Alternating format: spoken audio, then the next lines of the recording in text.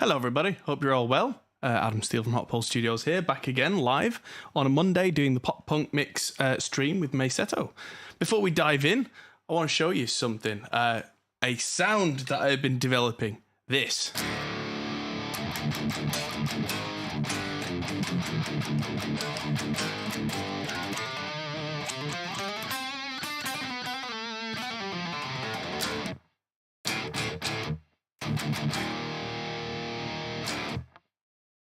Huge, and it's very clean. And the way I've done that is I've got a new pedal from Pepper's Pedals in New Zealand called the Dirty Tree, which is kind of based on the 33 from Fortin. And I also have the new soft gate from Donna, which is a pretty good gate. And I've eliminated the power line Ethernet from the building, so now I'm actually running on a big ass cable from here all the way around the house to the router. So just before we went live, I was hammering cleats into the walls. And so the mains was super quiet, and plus that gate, and plus the gate and the two notes, suddenly...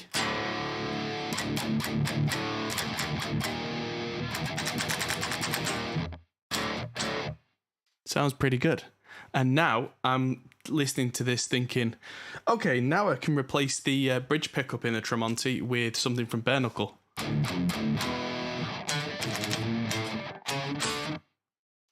Because it's not quite tonally what I'm after, but that's okay. So I digress massively. I'm going to turn that off now.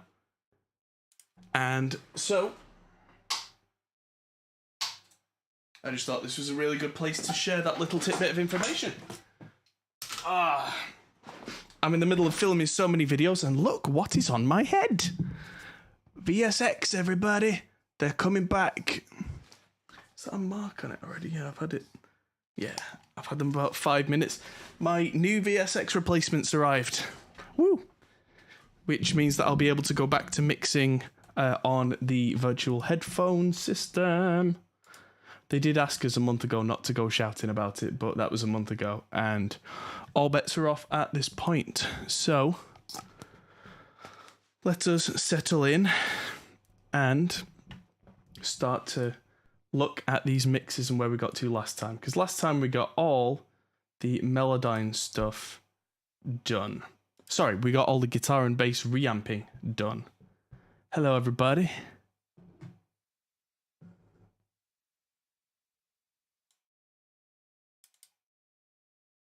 And pedals falling off the amp. Oh, yes, so they did. Ah, well. I'll sort them later. They're designed to take some punishment. And they're actually just gently... No one's going to hurt them there. I will deal with them later. So, yeah, I'm not worried about them. If you can break a guitar pedal by them hanging, then it's not a very good pedal. Don't worry about it. Now that everything is pretty much back to normal, I say, kind of back to normal, I'm going to get my... stands from Marcus Deluxe and arrange everything much more nice and neatly than that. But right now, we're going to mix, and I'll come back to that later. You stay there, camera. There we go. Yeah, I'll come back to them. Don't worry about it. Oh, downside of these VSX headphones is they're seriously sweaty.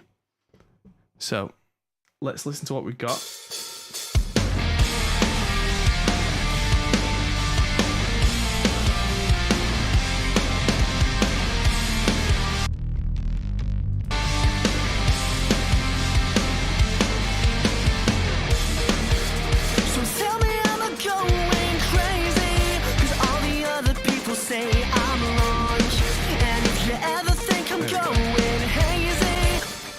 First thing I noticed on here is that the bass on this particular track is kind of in the wrong frequency range. It's all sub and no guts. So...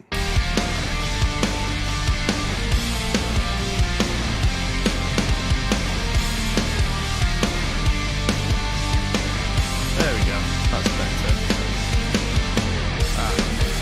So tell me I'm going crazy, 'cause all the other people say I'm wrong. And if you ever think I'm going hazy, maybe you're right, 'cause tonight we could be the ones to be just fine.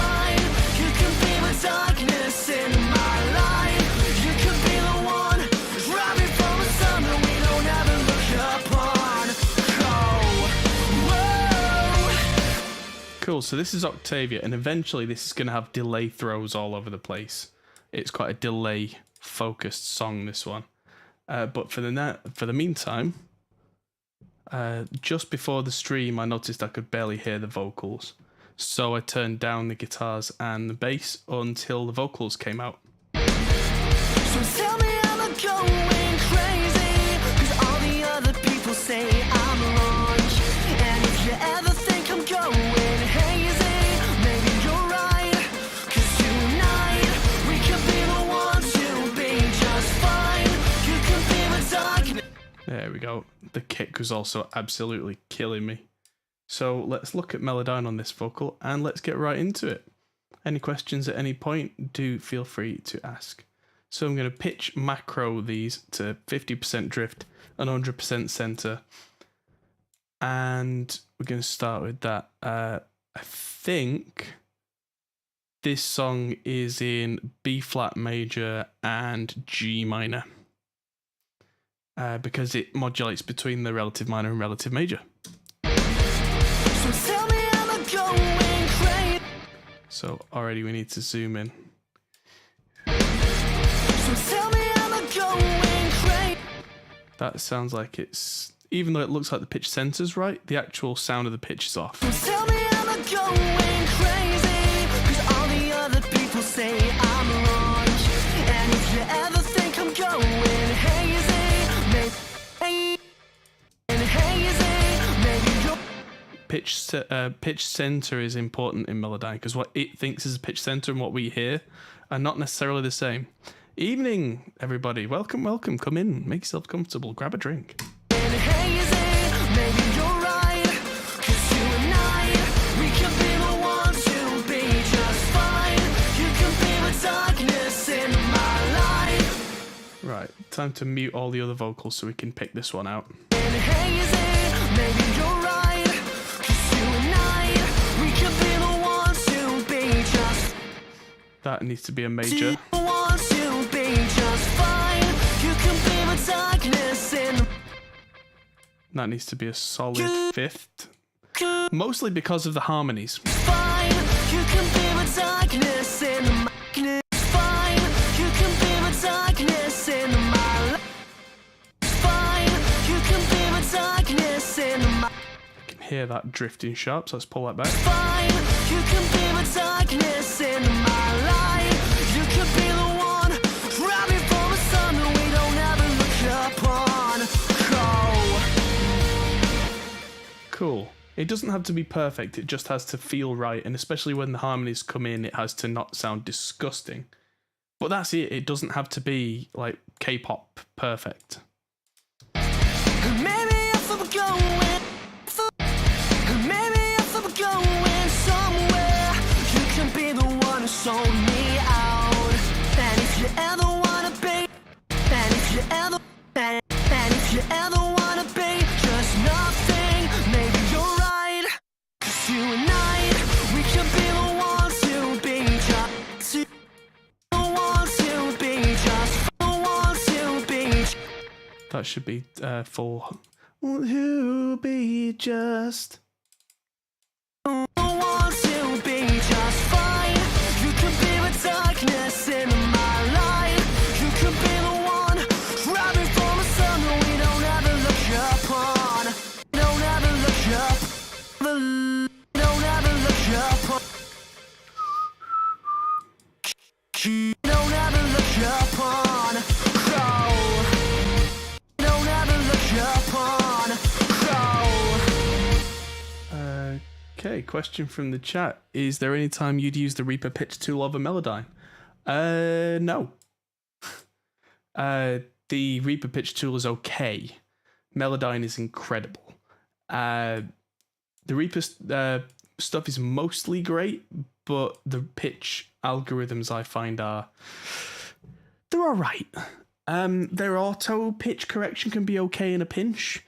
Or if it's a background instrument or something that you can get away with it, but for anything that's critical listening, especially vocal, for me, Melodyne is pretty much the only answer. And I mean, that's taking into consideration everything that's on the market.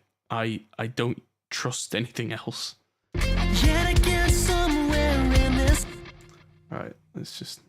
Yet again, somewhere in this light, and you can't believe I know. Yet again, somewhere in this life. That goes flat, sharp, sharp. In this life. So there, that should be several notes. That should be there. And that should be there. In this life. In this life.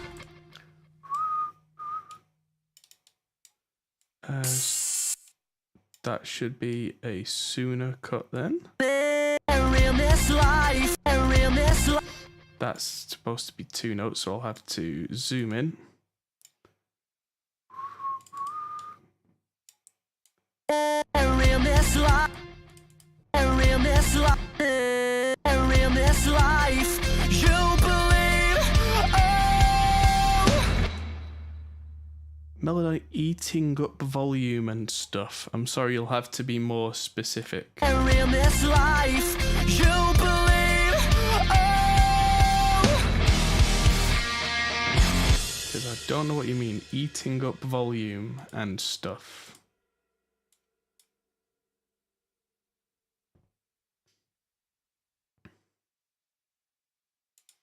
Right, so that's that one done. On to the chorus. Melodyne here.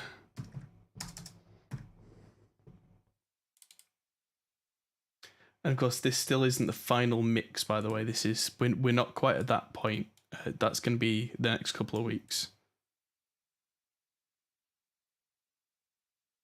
Or are you tripping? I don't know it. Whoa, can you fall? Let's tune this all. I mean, it's possible that you're actually recording too loud and tracking too loud and feeding Melodyne with stuff that's too loud and it's clipping inside. So yeah, you should, if that's the case, go and watch videos, including my video about gain staging. Gain staging is very important to making sure that plugins behave exactly as you expect them to. Whoa, can you fall away with me? Fall away with. Some guys on YouTube saying that when you import audio files into Melodyne, it does something to the default volume.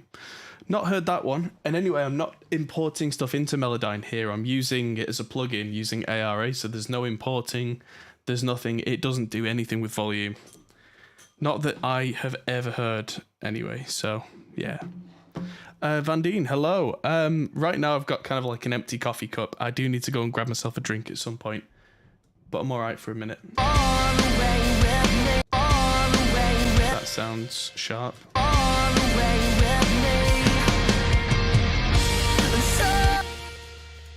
Right, one thing we are going to do with this track is take the volume onto trim instead of read and just make it louder. For now, we'll take it back down later and make sure it's automated appropriately. But that's just so I can hear it above everything else clearly. Whoa, can you fall away with me? So we can be the ones to flee. Because yesterday seemed far away now. You can be far away now. Far away now. You can be this one. That should be... Far away now. You can be this one. Every day's the same, but tonight.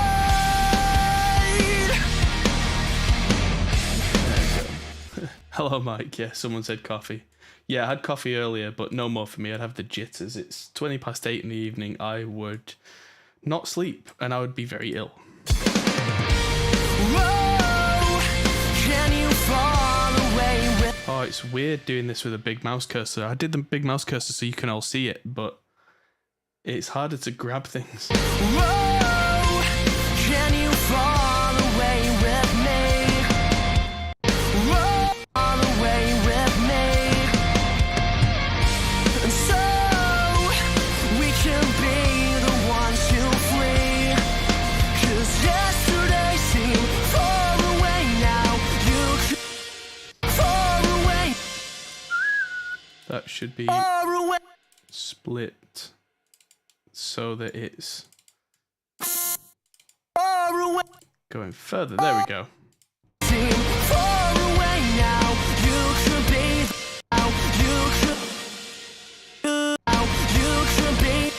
now. You could be this one. Every day's the same.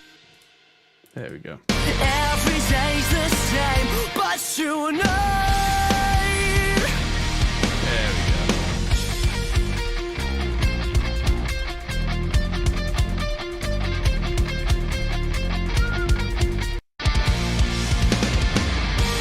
Whoa, whoa, can you fall away with me? go. No sharp flat, thank you. So we can be the one. We can be the ones who flee. 'Cause yesterday seemed far away. 'Cause yesterday seemed far away. That's a big slide I didn't want. There we go. So that's better. 'Cause yesterday seemed far away now. You can be this one. Every day's the same, 'cause it's every day's the same. Every day's the same, 'cause it's every day's the same. Every day's the same, 'cause it's That's two notes. same, 'cause it's you. Split there, thank you. Every day's the same, 'cause it's still rain. You could be this. You could be. You could be this time. This. You could be this time, 'cause tonight. You could be this time, 'cause tonight.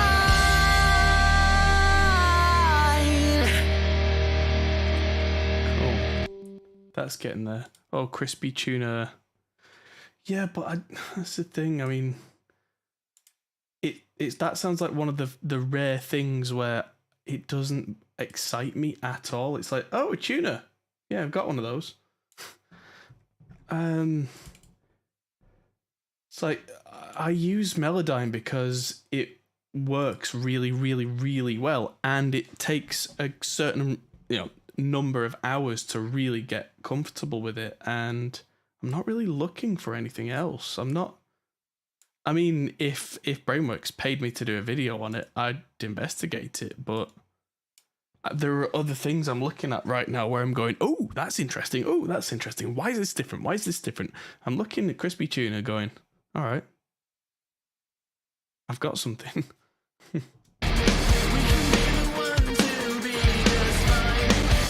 Right, this is going to need some serious tuning.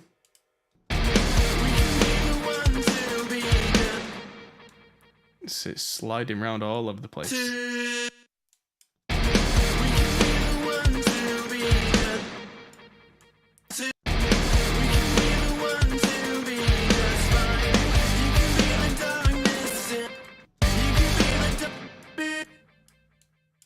Come on, what pitch are you supposed to be on?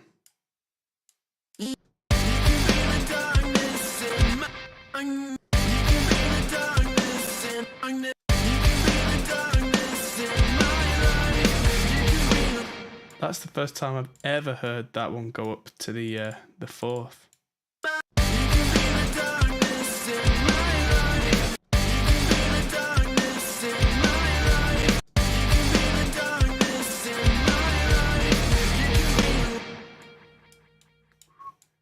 That'll be these.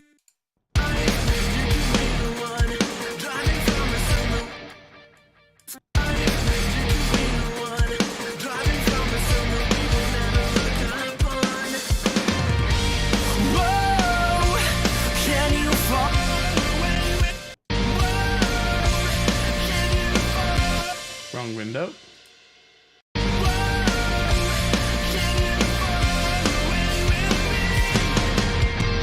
And now Melodyne's confused after me talking it up. Oh, great. I know. Let's just crop these to the active takes and see if that sorts it out. Yep, that sorted it out.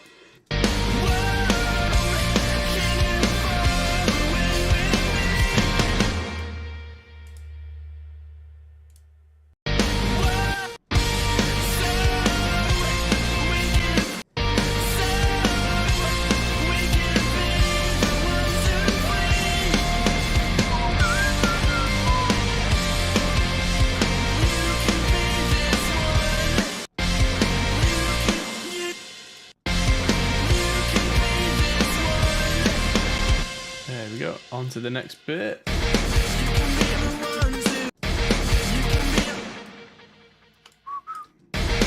Go on, up you go.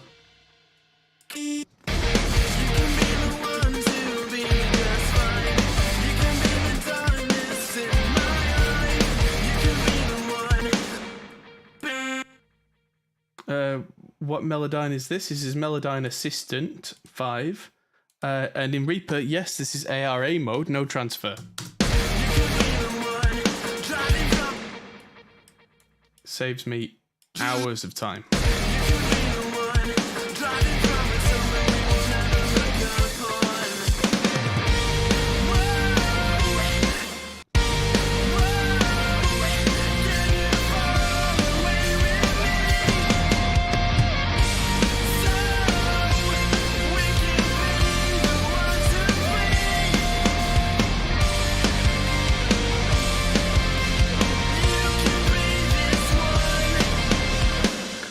Bit at the end here.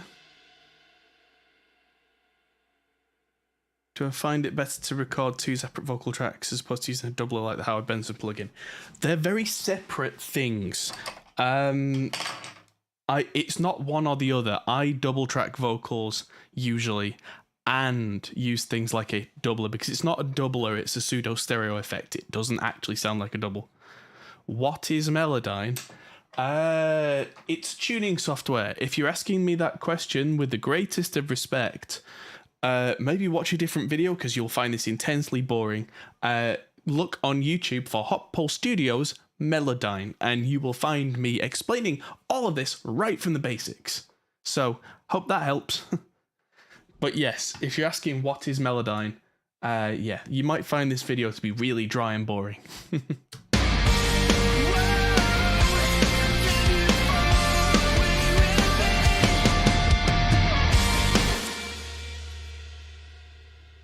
Do multiple Melodyne plugins somehow affect the project so you start experiencing troubles? That used to be a thing in the past. It's less of an issue now. Sometimes because of Reaper's take system, if I've got too many takes going on, that can confuse it. But you just kind of crop to active takes and that takes that problem away. And it's not particularly CPU intensive, depending on what kind of computer you're running. If you're running a Pentium 2 from 1996, it's incredibly CPU intensive. If you're running anything modern, you can run 10 or more of them and it's not a problem at all. Hello, Stan.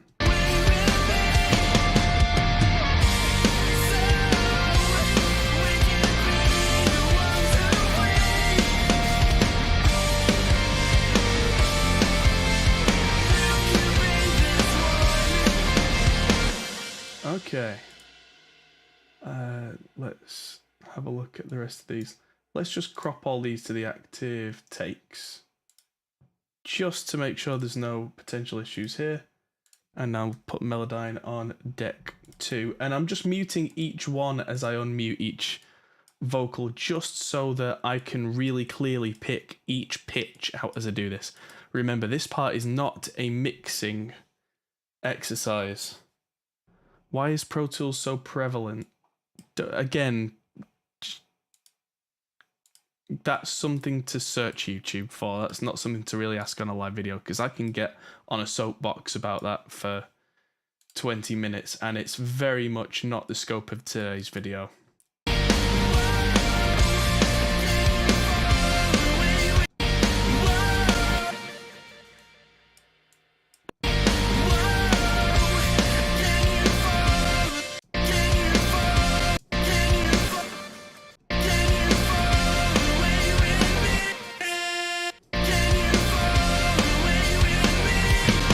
Should be up there.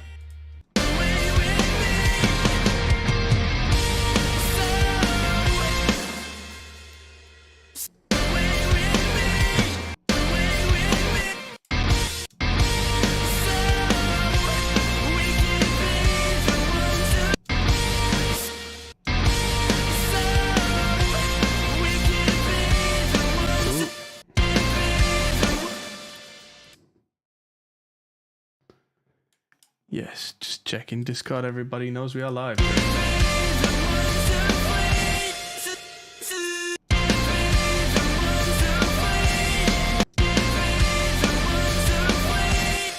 That should be probably like there.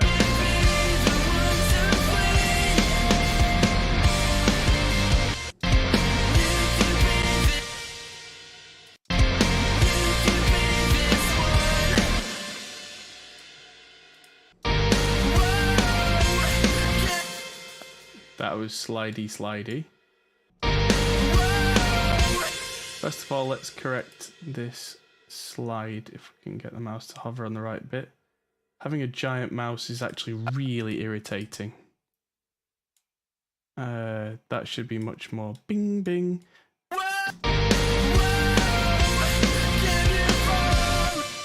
That's way off.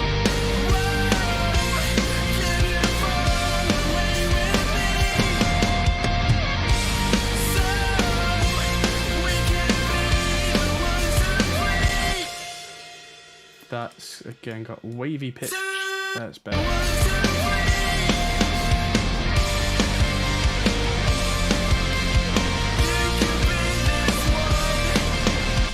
Okay, what was the vocal mic used for the recording? That's a very good question. And oh god, this was recorded nearly 10 years ago. So it was either an MXL V67i or some Chinese microphone that we had that was not great. But it's amazing what you can do with a not great microphone if the room is properly treated and if you'd know how to use an EQ afterwards.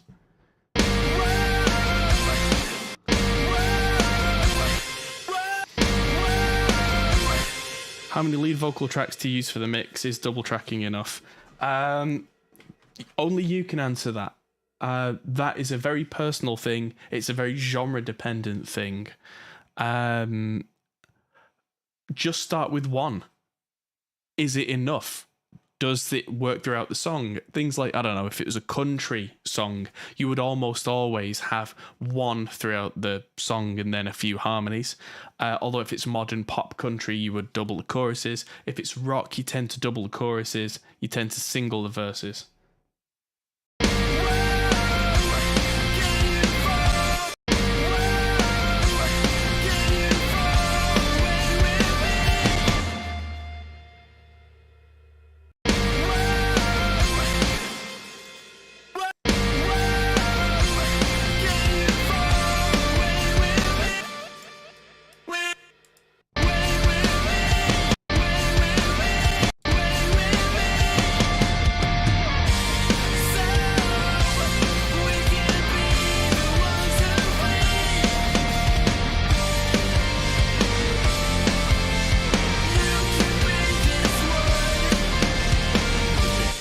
Sounds good. And then I've got one last vocal to look at.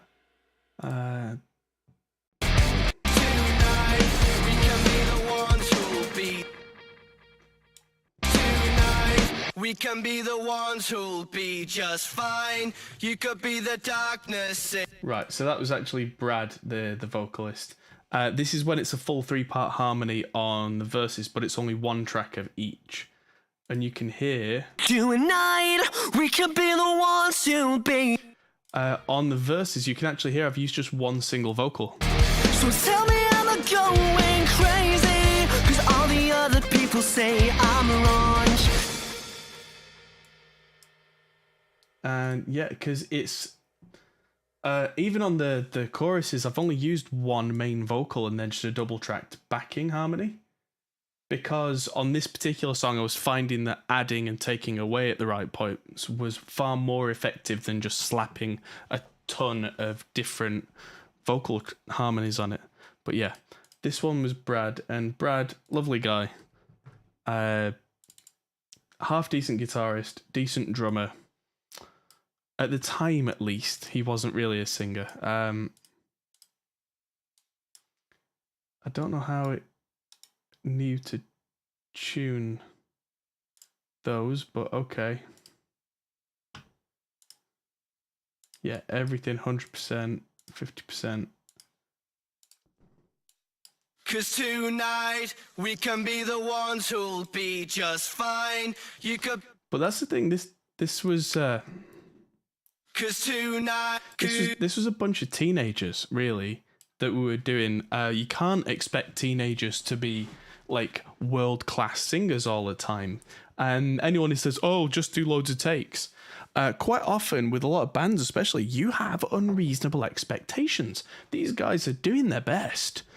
But unless they go away and put 10,000 more hours into the practice, which they physically don't have time to do sometimes, and I don't just mean sometimes as in like people don't have time in their life to practice. I mean the record has to go out now. It's like you do what you can with what you have.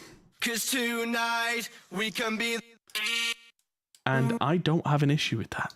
'Cause tonight we can be the ones who'll be just be ones who'll be just fine. Ones who'll be just fine. They're just sliding all around, so I need to be careful with the modulation. Ones who'll be just. Ones who'll be just fine. Ones who'll be just fine. You could be the darkness in my light. There we go. And with these being backing vocals, I am a little less precious with making sure that they are perfect. It's perfect as in, like, not hearing tuning artifacts. Darkness in my light. You could be the one driving from the sun. You could be the one driving from the sun that we don't ever look up. Sun that we don't. Come on. Sun that we don't ever look up. Sun that we don't ever look up. Sun that we don't ever look upon. Go.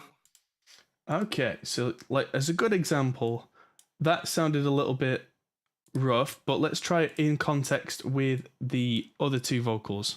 'Cause tonight we can be the ones who'll be just fine. You can be the darkness in my light. You could be the one driving from a sun that we don't ever look upon. Go. Right, so that one's actually quite loud and distorted, which means that can come down to match. 'Cause tonight we can be the ones who'll be just fine. You can be the darkness in my light. You can be the one driving from a sun that we don't ever look upon. Go.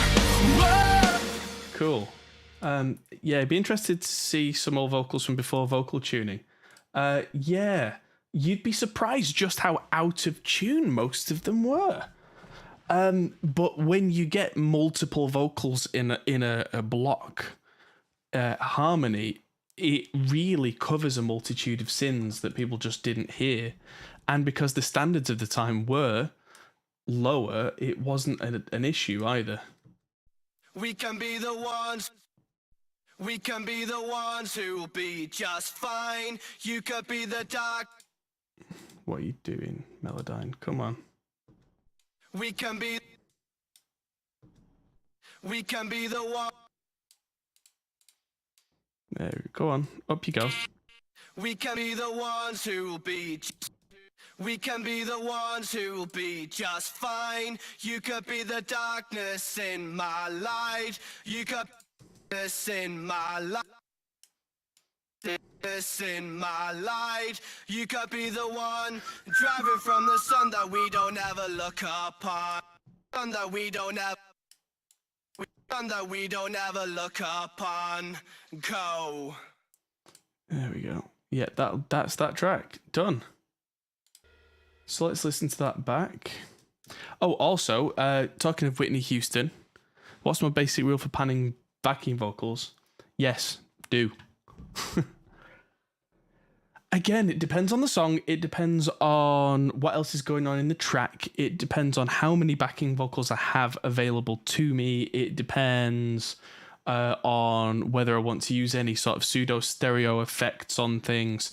If it's kind of 80s, 90s, or modern rock, I can use doublers, which make it sound thicker. If it's not, then I can't, and it sounds it's harder, so I might pan them further. But yeah, these have got micro shift on, which gives them that phasey thing, which makes them sound like more vocals than they actually have. We can be the one to be just fine. You can be the darkness in my life. You can be the one driving from a sun that we don't ever look upon. Oh, whoa, can you fall away with me? So we can be the... Cool. So yeah, let's just listen to these through, see if there's anything absolutely howling. If there isn't, we'll move on. Because we've got like 9 different songs to do this on. So tell me I'm not going crazy, cause all the other people say I'm wrong. And if you ever think I'm going hazy, maybe you're right. Cause tonight, we can be the ones to be just fine. You can be the darkness in my life. You can be the one driving from a sun that we don't ever look upon. Oh, whoa, can you fall away with me? So we can be the ones to flee. Because yesterday seemed far away now. You can be this one. Every day's the same, but tonight,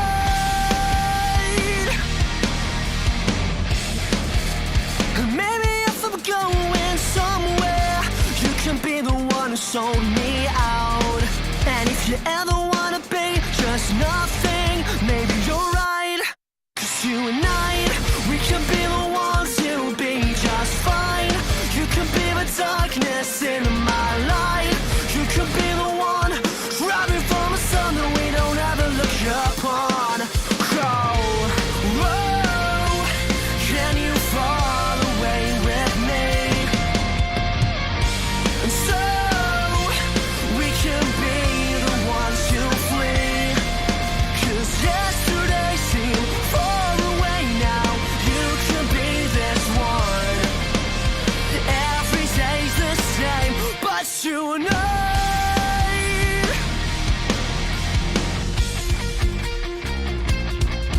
Okay. Just had a comment, archaic. That main vocal could use some more high pass. No, it couldn't. Just to explain, if you've not watched any of the streams before, this is me showing you and involving you in what I do. It's not an opportunity for like Twitch or YouTube to mix the song for me. I have my own particular style and it works. Also, this song isn't finished in terms of the mixing, and when I get to it, I'll get to it. Right now, we're doing the tuning. And so, if you want to ask questions, ask questions. Don't try and tell me how to mix. Thank you very much. Yet again, somewhere in this light, and you can't believe I know. Yet again, somewhere in this life, you believe. Oh,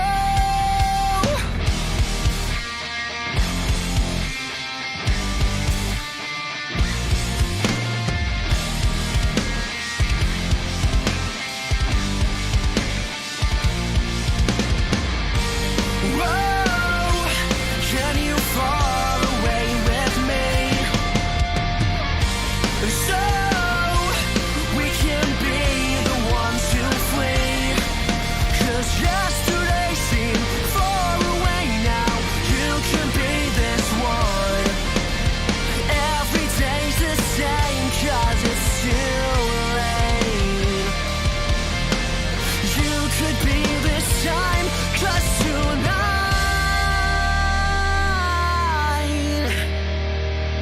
Cool.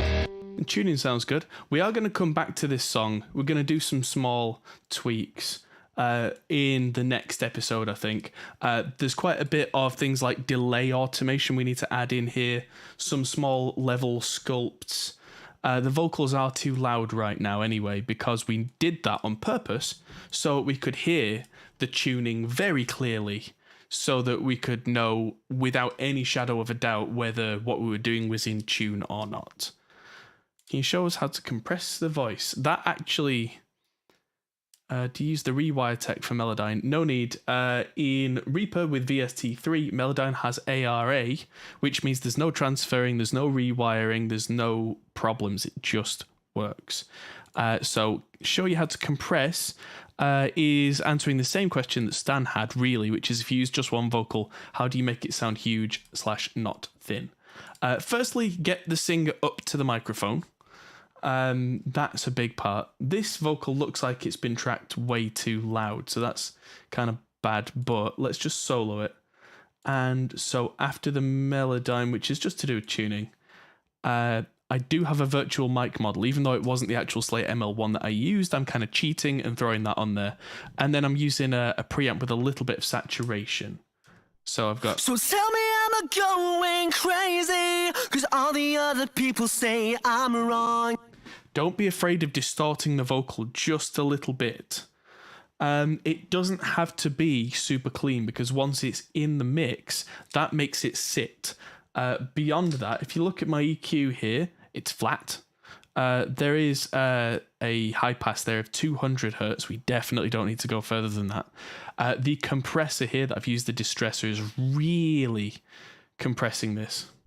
So tell me I'm going crazy, 'cause all the other people say I'm wrong. And if you ever think I'm going hazy, maybe you're right. So a bit after that, we have a de-esser because it's quite a bright microphone.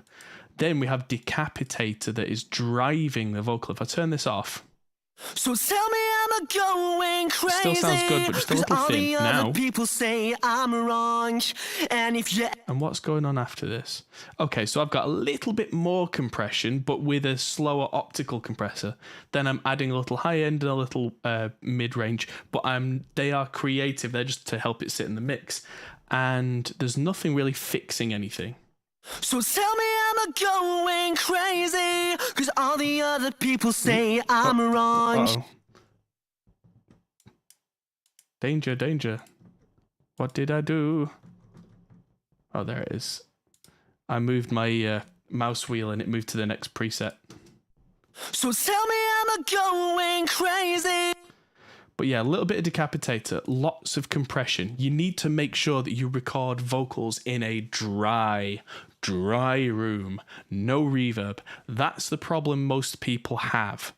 The problem most people have is not that they need to EQ their vocals, but that they're trying to remove problems using EQ. And whilst you can do that, it's very difficult, and the more you do it, the worse the vocal will sound because you are trying to manipulate. Yeah. The old saying is the best EQ is no EQ. I don't completely subscribe to that, but what they're driving at is the more you have to screw with the signal, the worse a result you will get. So through all of that compression that I did, no EQ change there at all. And so all I did was just a gentle boost. And then on the vocal group, what do I have? A tape machine to thicken things up, a transformer to thicken things up, FG Red to compress all the vocals together. That might need a little more makeup gain on this song. That will sort that out. And is there a video on Audio Terms Like Dry? Probably. There's video on all sorts. Why is there a Neve EQ on the vocal group that's not being used at all? That's weird. Huh. So tell me I'm going crazy, 'cause all the other people say I'm wrong. And if you ever think I'm going hazy, maybe you're right. 'Cause you and I, we can be the ones to be just fine. You can be the darkness in my life. You could be the one driving from a sun that we don't ever look upon. Go. But yeah, I mean, dry and wet is, if we're talking about reverb, dry means not having reverb. Wet means all reverb.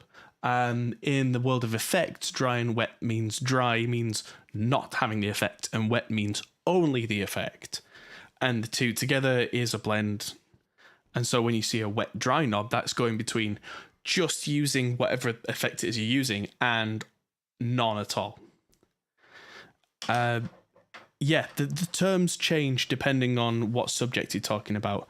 I have a course through ProMix Academy, the Audio EQ Essentials, that talks you through all the different types of compression, all the different types of EQ, all the different types of reverb and delay. That might help. So yes. So tell me I'm not going crazy, 'cause all the other people say I'm wrong. And if you ever think I'm going hazy, maybe you're right. 'Cause you and I, we can be the ones to be just fine. You can be the darkness in my life.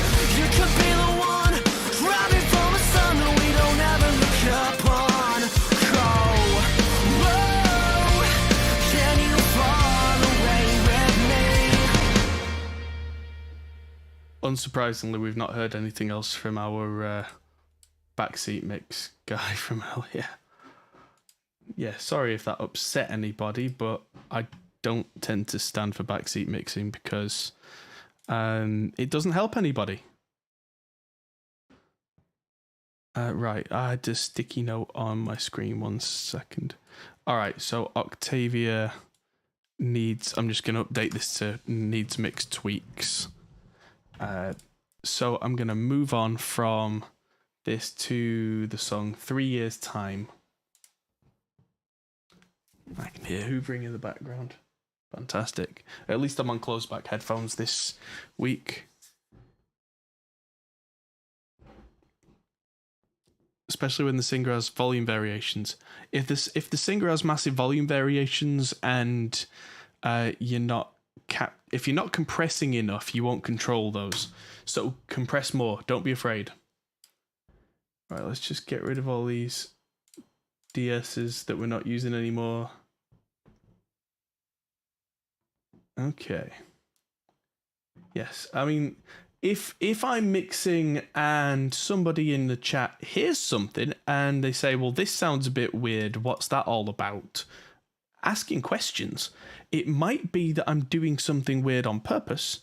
It might be that I have genuinely forgotten or missed something, because that happens. And if someone's asking a question, I have no problem with that at all. It's just when someone's saying, oh, you should do that. It's like, no. I know I'm in my home office right here, but I'm not just a guy in a bedroom. I'm a professional mix engineer. I do this for a living, you know. This is literally my job. And so I do get a little annoyed when people are trying to tell me how to do what I've spent decades learning how to do. But yeah, like I say, it's not what you say, it's how you say it.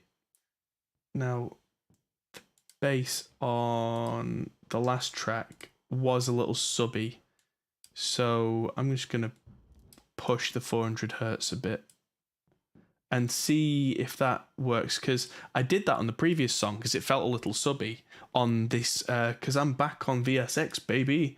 Yeah, I'm using the Slate Stevens mix room on the Barefoots, and that was really giving me the sub, and so I noticed that and tamed it down a little bit, and someone commented earlier that they loved the sound of the bass after that. Can Reaper have MIDI recording abilities like Logic? It can, and it does. You're asking a lot of very basic questions here, Atvow. Might be worth watching something like our Reaper 101 video, because that will explain lots of questions like that in a lot of detail. Find my vocal sound dull and it doesn't pop out much in my mix. How can I make it more poppy? Compress it more, distort it more, push the high end a little.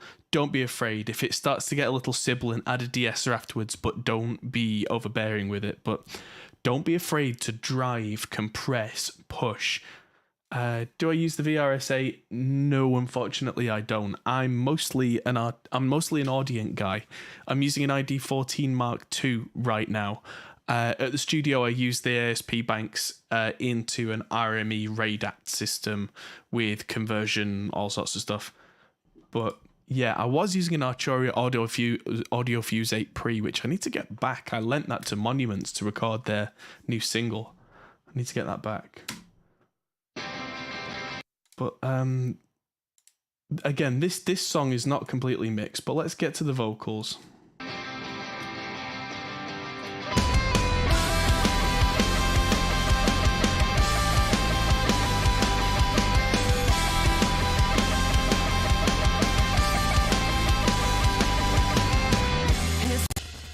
Right, that note was a little bit wonky, but I remember it being a really nice note. So this is a really good example of where I might use Reaper's own tuner instead of Melodyne, because it's a single note and I just want it to sit on that note. So let's just say it's, I don't know, F major, why not? Just because I just need a key that's got F and G in it so that it will only go between those two notes.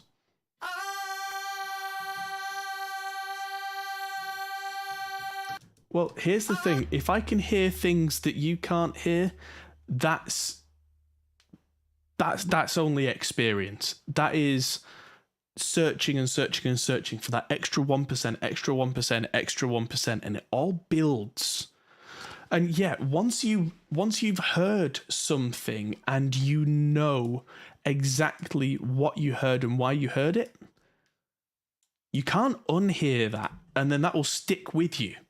That's what my experience is made up of, is all those little aha moments of just really learning a thing and another little thing and another little thing and another little thing and building it into this huge ball of little experiences, so that when I'm trying to listen through like a bad mix, quote unquote, or a not mixed song, I can hear potential, and also I can hear like, oh, this is going to need that, this is going to need that. But it's partly that, and it's partly reactionary, that as the picture starts to build, you start to react to it.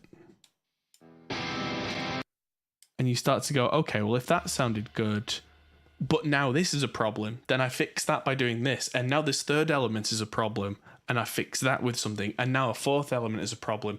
And you keep going until it's smaller and smaller and smaller problems. And then eventually, when you get to the point where the problems are so small you're driving yourself insane, you pretty much just say, okay, I'm done.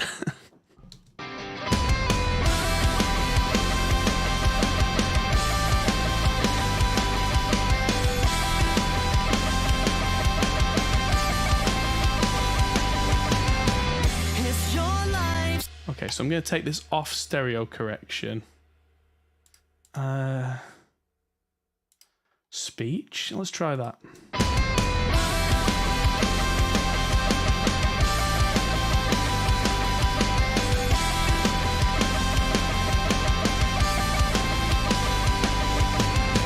It's your life, speak your mind. You don't know what. Oh, hello, Danny. Yes, I'm much better, thank you. I spent a lot of today chilling out as well as yesterday, just trying to relax and get things done slowly and pace myself and take my time. I really did burn out last week. I was just pushing too hard, and that happens sometimes. But yeah, I'm feeling a lot better. Thank you. Yeah, if we let's listen to this vocal track with no compression, no EQ, no saturation. It's your life, speak your mind. You don't know what you'll find. Actually, let's try this in context in the mix. So this is now this vocal with no processing at all. It's your life, speak your mind. You don't know what you'll find. It's too late, now you're gone. All of these promises slip right through. You don't want me here. This gravity won't drown us. Ivy kicked my butt on the Switch, yeah.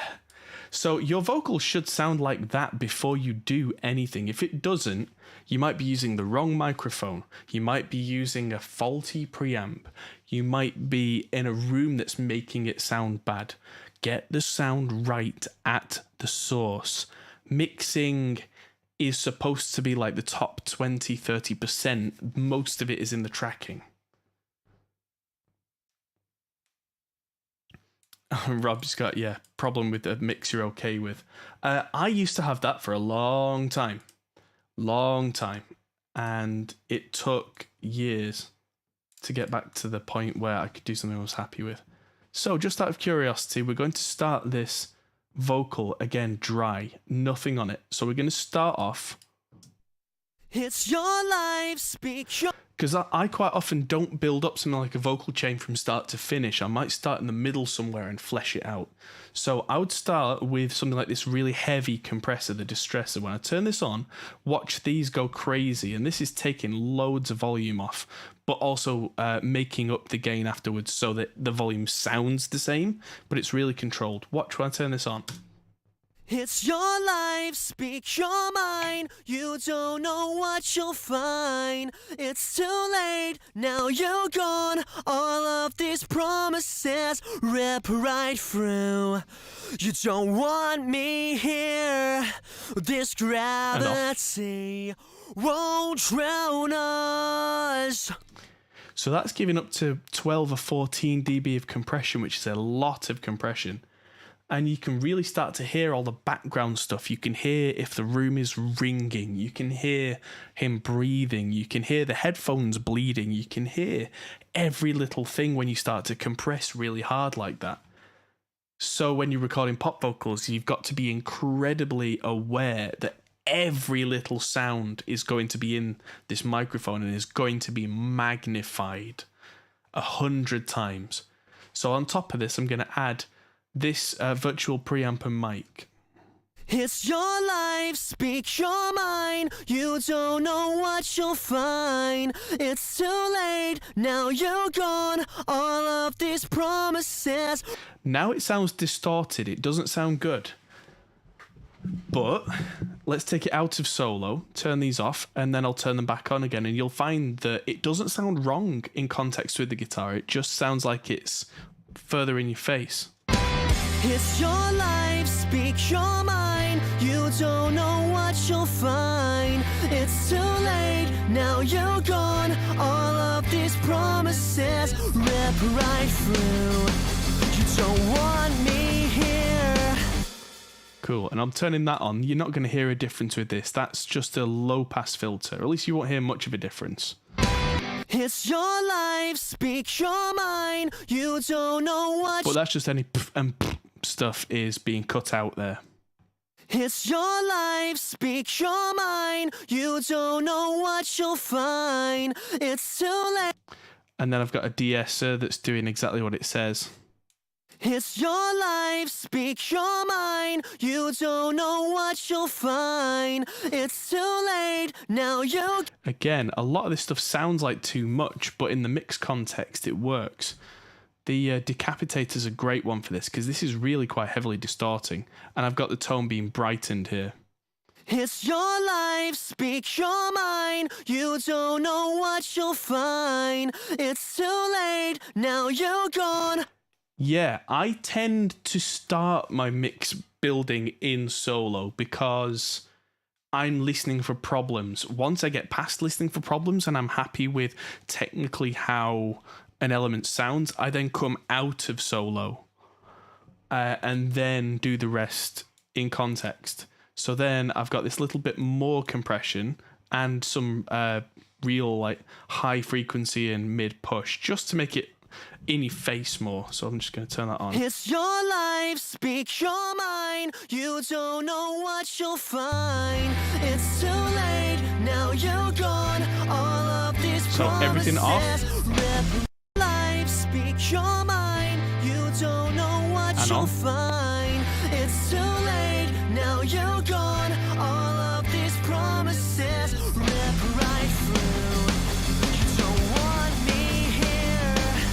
This gravity won't drown us. This was your chance. Now, it feels like the vocal is a little quiet on this song. So I'm just going to push the vocal group up. where am I going to do that best? Probably on FG red. I'm just going to push the makeup gain. Life, speak your mind. You don't know what you'll find. It's too late, now you're gone. All of these promises rip right through. You don't want me here. This gravity won't drown us. This was your chance to do everything we planned. Right, so one thing that I do is I use the drums to level the vocals with, nothing else. It's something that I've found that once I'm happy with the drum level, because the drum level's got some big spikes in it, I tend to level the vocals to work with that. And To do everything we planned. This was your glance to see the bridges we could cross. because the other instruments tend to be quite kind of thick and constant, and so they tend to come up under the vocal until it's right. So what I've done now is I've turned the bass guitar and that solo guitar way down, and now I'm gonna turn my headphones up a little actually, so that the drums are really kicking me, and then we're going to bring the instruments up around the drums and vocals until they sit. To do everything we planned. This was your glance to see the bridges we could cross. Fall away, yeah, you have me. Fall away, never cross me. Never cross me.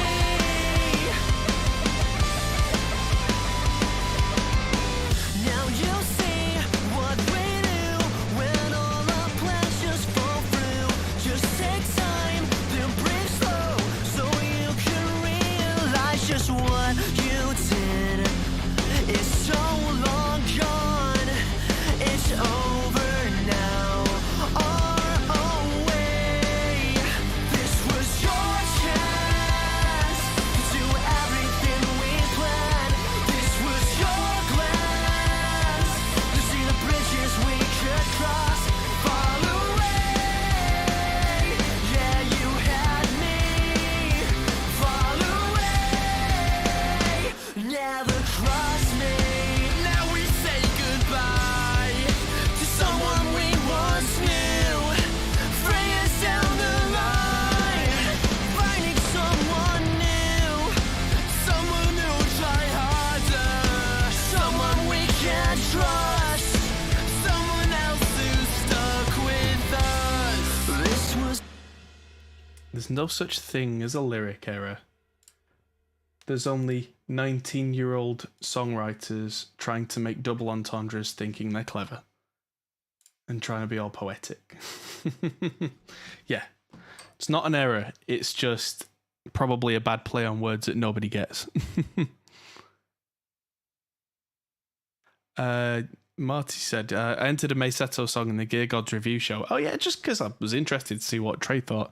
Am I going to add a bit of guitar like Trey suggested? No, I'm not. I just want to see what he thought. These aren't really my songs, and I'm not going much further with adding anything to them. I just wanted to get his reaction. It's not my music. I'm not that, not that bothered actually.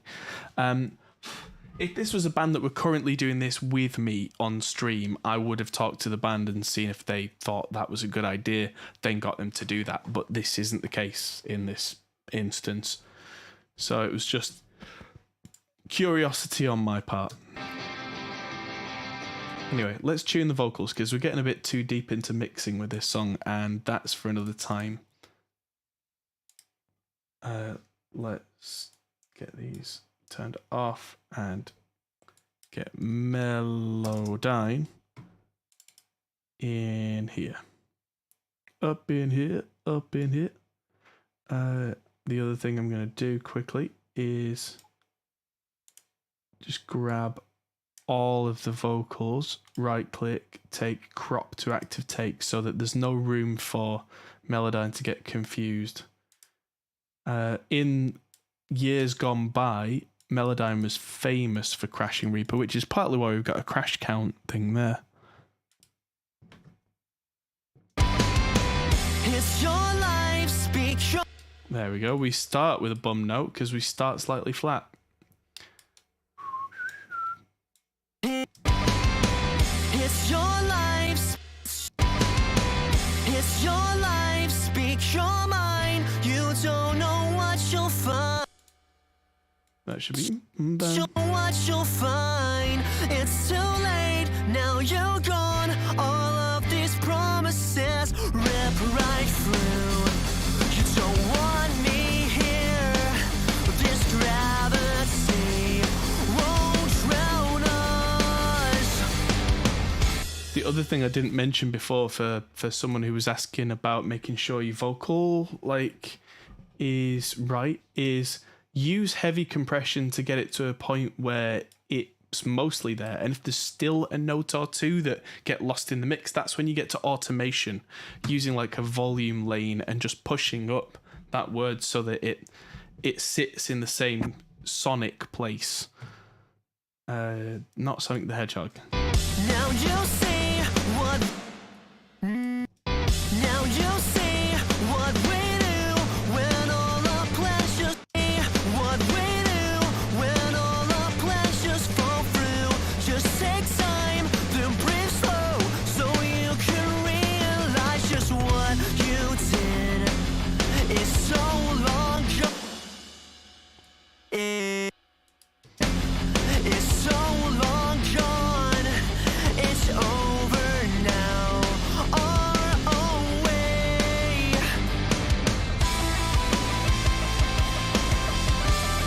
To someone we once knew. This is a backwards and forwards bit, so... To someone we once knew. Friends down the line. Finding someone new. Finding someone new. Someone we can't trust. This was your chance to do everything we planned. This was your glance to see the bridges we could cross. Some massive breathing in there, To see the which I'm just going to get rid of. I know some people just automate it way down. I'm going to get rid. chance to see the bridges we could chance. I've learned, especially in pop type stuff, breaths are bad. This was your chance to do everything we planned. This was your glance to see the bridges we could cross. Ooh, serious clip in there. But we kept it because it was probably just the best take. Cross bridges we could cross. Yeah, bad examples of gain staging, everybody. That's what happens, is that your signal just clips to hell. But it just so happened, I think, that I liked the sound of it and we just went with the best take. But it should be way less than this. All the things you did, all the things you did, all the things you did, all the things you did. This was your chance. Oh. Yeah, cool. Tonight's takeaway. Oh yes, crop to active takes is good for the mind as well as anything else. But I do tend to save a backup of a project before I do that, because then I still have all the takes available to me if I need to go back and dig. This was your chance to do everything we planned. This was your glance. This was a big enough chorus where I decided at the time to double this. So this is why there are two versions of this. This was your chance to do everything we planned. This was your glance. Yeah. There is no vocal doubling processor in the world that will make up for the difference in actually having two vocals, because the doubler goes on vocal number 2. This was your chance to do everything we. So mix that with one that's straight down the middle with no effect. This was your chance to do and the two together is huge. This was your chance to do everything we planned. Yeah, it's a very Andy Wallace trick. Andy Wallace being the guy who mixed things like Nirvana's Nevermind, Rage Against the Machine, Jeff Buckley, all sorts of amazing stuff. This was your chance to do everything we planned. This was your chance. Do you run 32 gigabytes of RAM? No, I run 64, but that's got nothing to do with mixing. You're asking all the wrong questions, my friend. All the wrong questions. If I had the time, I could mix this on a 10-year-old machine with 4 gigabytes of RAM. Easy. I might have to freeze down a few tracks so that it didn't overload the processor, but the spec of your PC is not important. This was your chance to do everything we planned. This was your glance to see the bridges we could cross. Follow as we could cross, as we could cross. Follow away, yeah, you have me.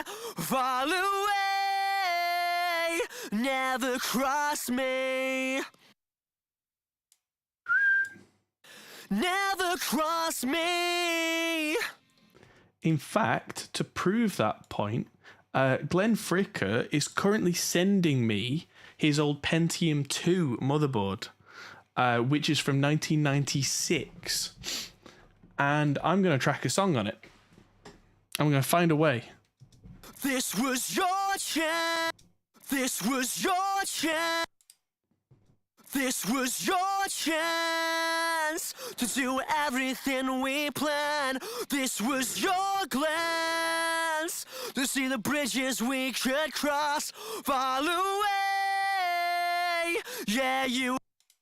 That doesn't go down far enough, so I need to zoom in and split that. Yeah, you. Follow away, yeah, you had me. Follow away, never. That should go down. Follow at me. Follow away, never cross me. Now we say goodbye to someone we once knew. 3 years down the line.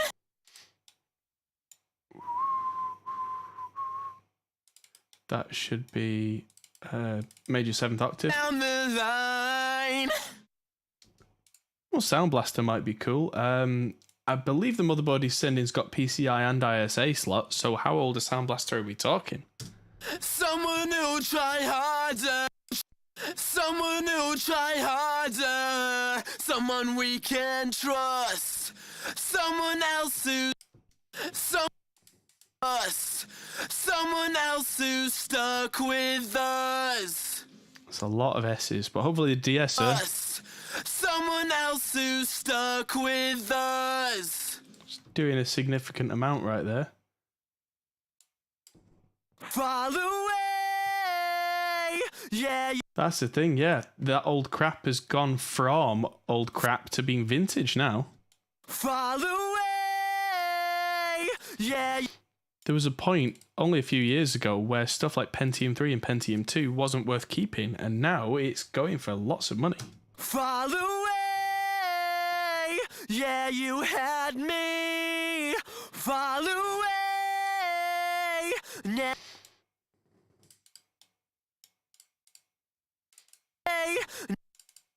Come on. follow away, never cross me. Never cross me. Never cross me. One last line here. This was your chance. This was your chance. This was your. That should be there because it's in C. This was your chance. AW32 on ISA and sample 16 on PC. Awesome. Now, CRTs I am less interested in, to be honest, because they are power hogs and they are huge. I do have, I think it's at the studio, but I do have a 15-inch flat panel from 2004 with a VGA input that will work perfectly with old machines. Because it's an old machine itself. It's like one of the earliest flat panels. Now let's move on to this channel and do a very similar thing to what we just did. This was your chance to see. This is gonna need some of our friend Melodyne. This. Really? Why do you say that, sir?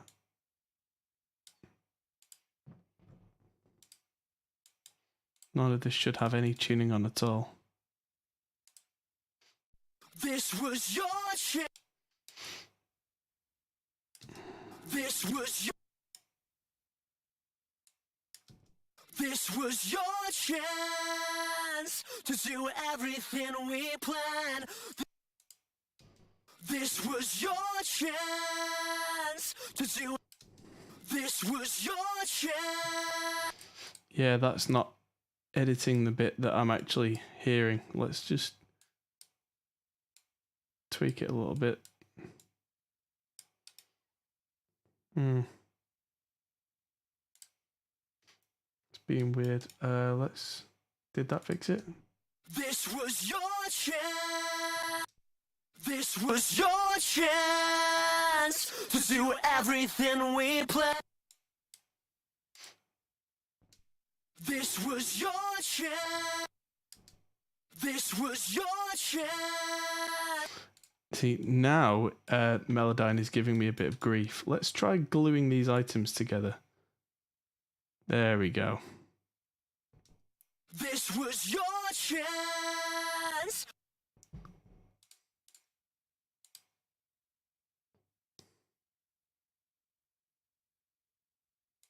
Come on, don't be a knob. This was your chance. This was your chance to do every. This was your chance. There, that worked. This was your chance to do. So those should be on C. This was your chance to do everything we planned. This was your glance to see the bridges we could cross. Fall away, yeah, you had me. Fall away, never cross me. Sounds alright. Never cross me. Doesn't have to be perfect again, yeah. Oh, you got a 15-inch from 2001. I think mine might be from around then. Rising Sun was the brand. I remember being a young, spotty teenager when I got it. I think I must have been around 15, which puts it around 2001, actually, yeah. So around there. This was your chance. I think I just accidentally changed the timing on that. This was your chance to do everything we planned. This was your glance to see the bridges we could cross. Fall away, yeah, you had me.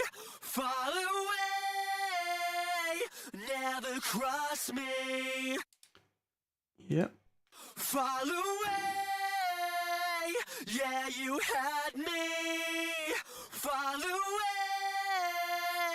never cross me. This was your chance. One over. This was your chance. This was your chance. Actually sounds more in tune when I put it on the wrong note, so... Huh, how about that? Oh, here's the thing I can do quickly, because this was all set up without spectral peaks. I'm going to put these into view... Where are you? Come on, brain. My eyes are going. Peaks display settings. Spectral peaks. That should reload everything with the nice shiny colours on it. Nice shiny colours. Yeah. There we go. So now we've just got our lovely backing vocals to do. And this is another song we can listen through then and sign off the tuning at least, so we can come back to that and tweak everything. I really need to get used to these headphones and kind of break them in a little bit, because they're pushing on my jaw and making me go funny. Making me go exactly like that, like a goat. So let's... How does it know to tune these when I've not told it to yet?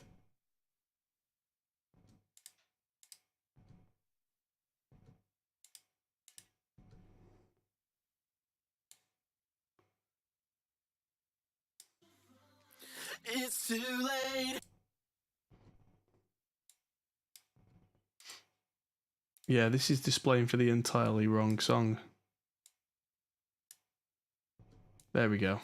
It's too late. Now you've gone alone. There we go, that fixes it. It's too late.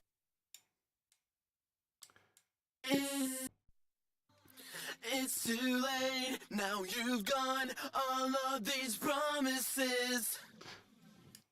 Yeah, hear that headphone bleed. It's gravity won't drown us. This was your chance. This was your chance. This was your chance. This was your glance. So it's C to G. Fall away.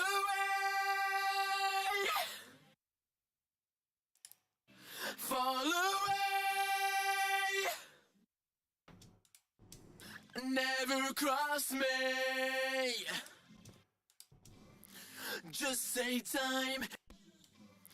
Just say time and breathe slow. So much headphone bleed. It's actually kind of nice. I can hear the nostalgia. It's over now or away. This was your chance. This was your glance. I'm usually much more Fall away. particular on making sure I clean up my edits. Fall away. But in a song this dense, it's actually kind of nice to have little extra bits of noise going in. Just give it a little more character sometimes. Fall away. Oh. Fall away. All the things you did. All the things you. So these are way off. All the things you did. All the things you did. All the things you did. All the things you did. Last one. All the things you. I mean, the vocals sound okay. It's all about what you do in context, though. All the things you did. There we go. There's one more channel to go, and then we'll hear it all in context, because the vocals... Oh, it's Bradders as well. Okay.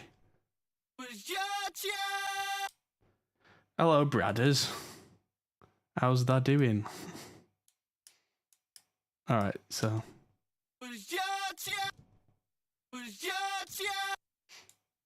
Oh.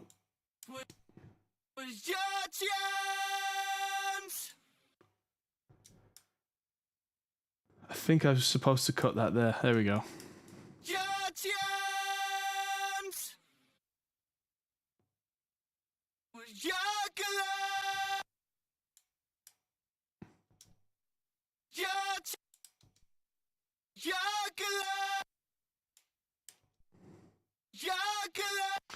That's not come up for the right channel now. Something weird is going on. There's a de-esser there that can go.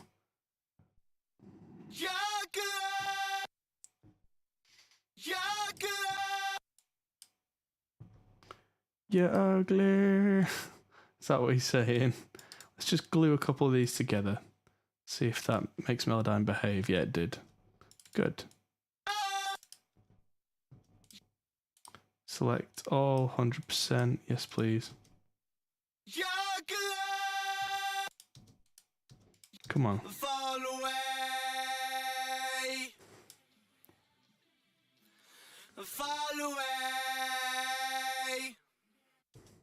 Let's just get the modulation.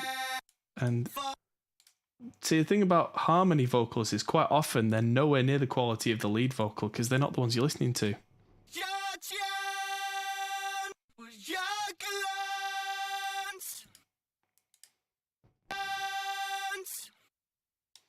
I think I copy-pasted this. Cardinal Sin, I know. It may have been the best take I could get. Fall away.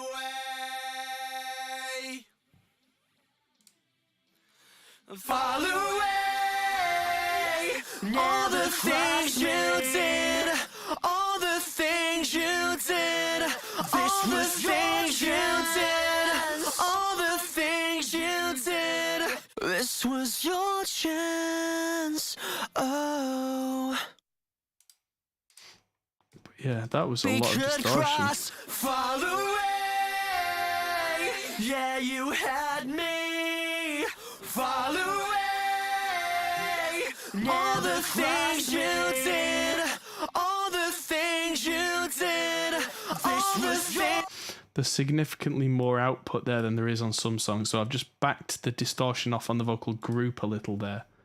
Hopefully that'll take it back into kind of nice distortion territory and not obvious fuzz territory.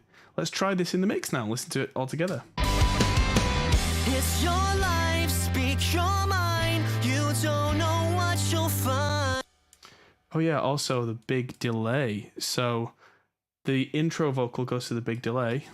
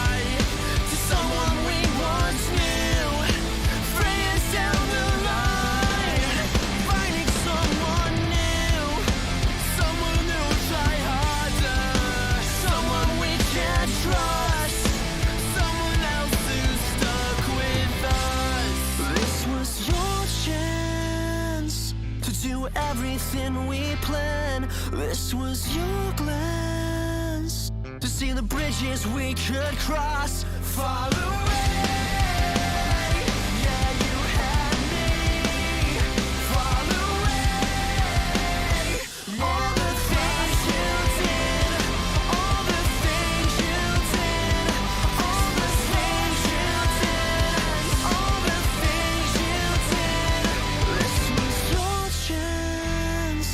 Oh. Yeah, that is kind of nice. All right. Well, yeah, those guitars all need to fade out properly. So again, those are the mix tweaks that I'll be coming back to. But what we're going to do now is we're going to have a 2-minute break. I'm going to hit the break button. I'm going to go get myself a drink because I am very, very dry. And we'll crack on with the next song or two. See you in a minute. Get yourselves a drink, use bathroom, whatever you want to do, and I'll see you back here very shortly.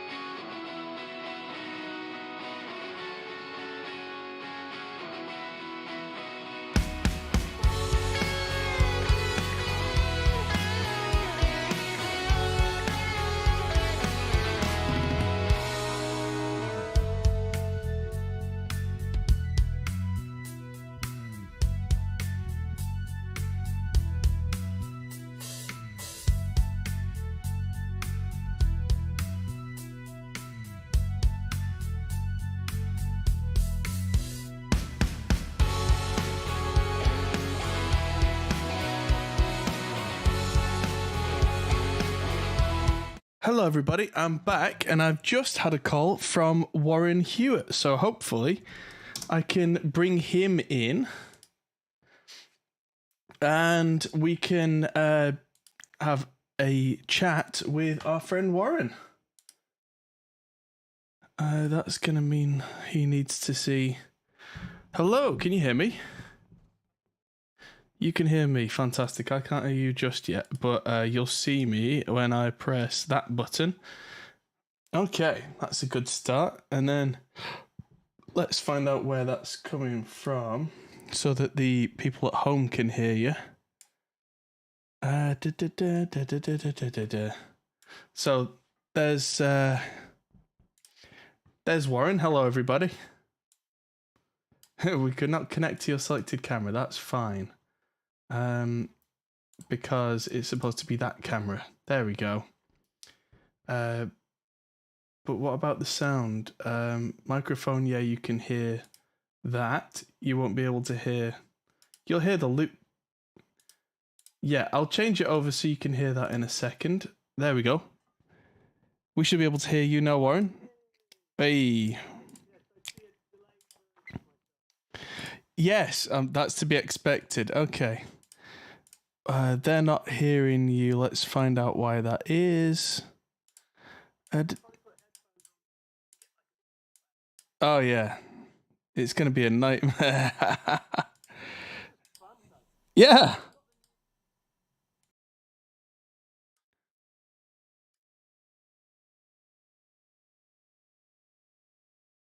Have you been liking them? I've not got the 65s. I've got the 55s. They are incredibly honest. Yeah, they are brutal. No doubt about that. Great for mixing because it means that, yeah, no matter what happens. Yeah. Why am I not hearing... We're not hearing you. Let's find out why. But you can hear me, yeah? I can hear you personally. But yeah, it's just... Oh, what happened then? Say something, please. I'm here. Oh, there we go. So they should be able to hear you. Hello. Mary had a little lamb. Her fleece was white as snow, and everywhere that Mary went, the lamb was sure to go. Fantastic. How are you?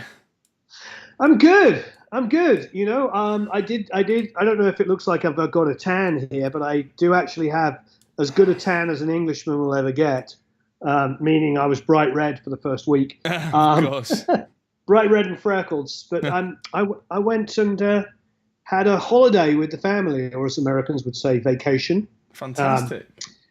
Yeah, it was a lot of fun. I haven't had one of those, like many of us, for a couple of years due to that little pandemic thing that happened. I don't know. Yeah. Oh, what happened? We can't see you now. Oh, there we go. There we go. Couldn't see you for some reason, but we're back. Yeah.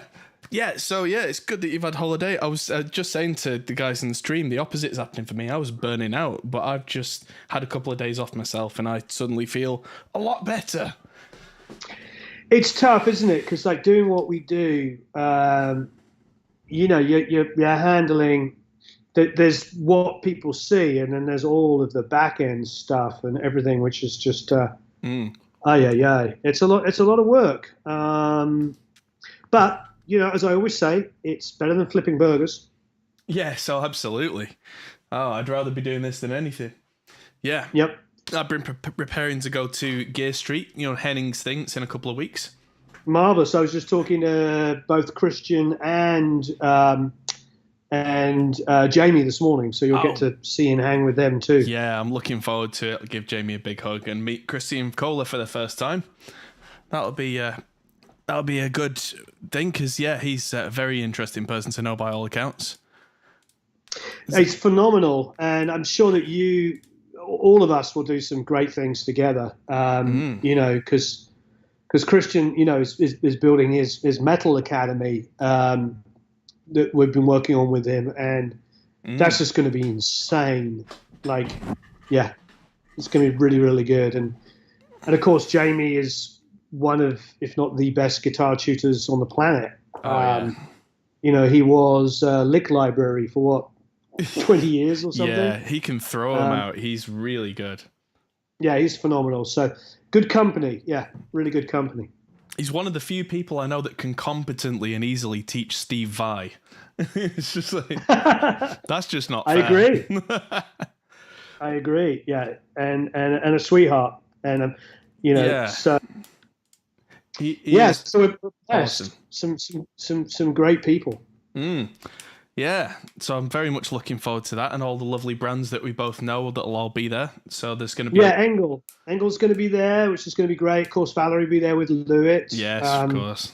Still a personal favourite of mine. I mean, obviously they're a big deal for me because they were one of the first people I got behind, you know. I think I was like the first YouTuber that ever demonstrated one of their mics or something. Right. It was 5, 6, right at the beginning. Like they had been going a few years, but they just kind of, when I first launched about 6 years ago now, coming on 7, I bought their mics. I bought them. What happened is I had a friend who had been given some Lewitt microphones. Okay. And I wanted to get a stereo pair of mics. And I don't know about you. I mean, you tell me your opinion. I like 414s enough, but I don't like them enough to buy a pair. Because they're like, in America, they're like $1,300 or something like that. And I was like, really? Do I want to spend like, with taxes, $3,000 just to get a pair of stereo mics to throw on a piano or rooms or overheads? Yeah. So my friend said at that point, a mic they don't make anymore, my friend said, look, I got a pair of these LCT 550s and they're like $500 each. So for less than one, you can get a pair of these mics. And he goes, to my ears, they sound as good, if not better than 414s. So I borrowed a pair and then I bought them. And that's how it started. I think can't be more honest than actually buying the mics. Yeah, of course. And then getting on a brand. So huge fan. Yeah, huge fan of the company. Yeah, I've been using the 440 Pure a lot recently, and it's just great on everything, which is hard to say for a microphone, When you really get picky like we do and get down into the when you get beyond anything will do, suddenly you start thinking, well, for this I'll use that, for this I'll use that. And then you go, well, that 440 Pure will work on that and that and that and that. I've run out of 440 Pure, so what do I do now? Yeah. No, I agree. Absolutely. I totally agree. They're a blessing and they're good people to work with. Valerie, when we did I think it was the 640 TS. So we tried it out and we thought, what song should we cover? Why don't we cover Valerie?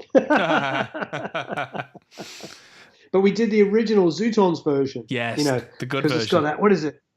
It's like, what's that riff? Digga, woo, woo. Yeah. It's got much more of a shuffle to it. That's it. That's the one.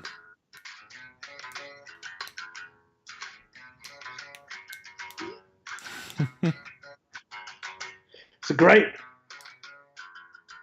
Yeah, and it's kind of got a Kinks kind of thing about it as well. Yeah. The Zootons. Yeah, because everybody, and I and myself, admittedly, I'd done it as well. I did a cover of the Amy Winehouse version with a girl. Which is good, but there's just something really special about that Zootons version, and sax player as well, because it's the drummer actually ended up getting in contact with. He wrote me a really nice email afterwards. The drummer, and he plays with Graham with Matt Bellamy. Graham Coxon, Matt Bellamy, and they have what's it called? The Lonely Hearts Club Band, I think it is. All right. Okay. Yeah, and so. Yeah, with is it Nick Sester from Jet as well? Oh wow! So good band. You guys should check it out. If people haven't seen it yet. It's kind of a little all-star band. So he and his sister's the saxophone player. So just like a cool '60s garage rock band with sax and yeah. It's a shame they didn't have more hits because they were a good band. Yeah. There's always like those bands that come from that Kinks kind of cut from that cloth, isn't there? There's the Kinks. I think Blur owe a lot to the Kinks as well, a lot.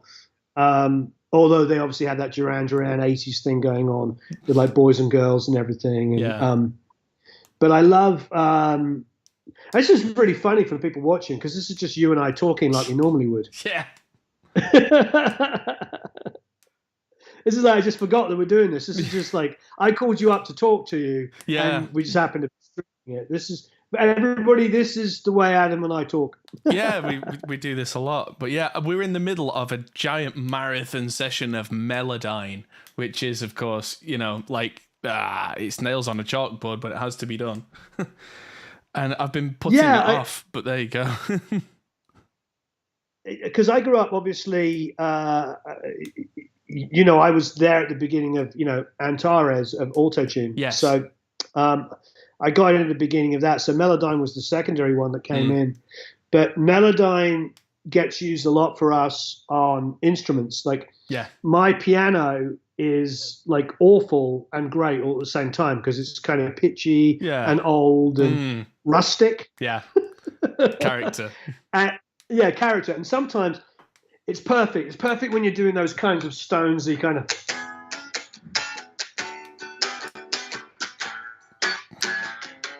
But as soon as you want to do like pretty kind of blang, doom, blang, little arpeggiated things, it's horrible. So I'm getting not a new piano, but I'm getting another piano to come in here. Right. Another upright, which is a much better condition. So I will have a second piano to use in the studio. Another Baldwin. Right. But the thing about the one that I have in there is a Hamilton. It's like a student model. So it's like a cheap version. Right. And my piano tuner, who's also called Warrren Huff, is like, this is unfixable. He goes, I can only get it good enough. Yeah. Anyway, my long story, sorry to waffle on, but my long story is that I end up using Melodyne on it, 50% of the time. So when I'm doing a pretty acoustic guitar, strings, and piano, I use the piano and then I do what you're doing. Yeah. I open it up in Melodyne and then take 2 or 3 notes out of every chord and pitch them. The polyphonic stuff on Melodyne's mind-bending, isn't it? Insane. Yeah, it makes no sense at all, but it works. But yeah, I used it for the first time years ago, and I was just like, "This is witchcraft." It's incredible. I was in Boston 10, 15 years ago, whenever Melodyne was first out, maybe as long ago as 15 years ago. And we were in Boston. We were at Q Division, which is quite the famous kind of Boston studio.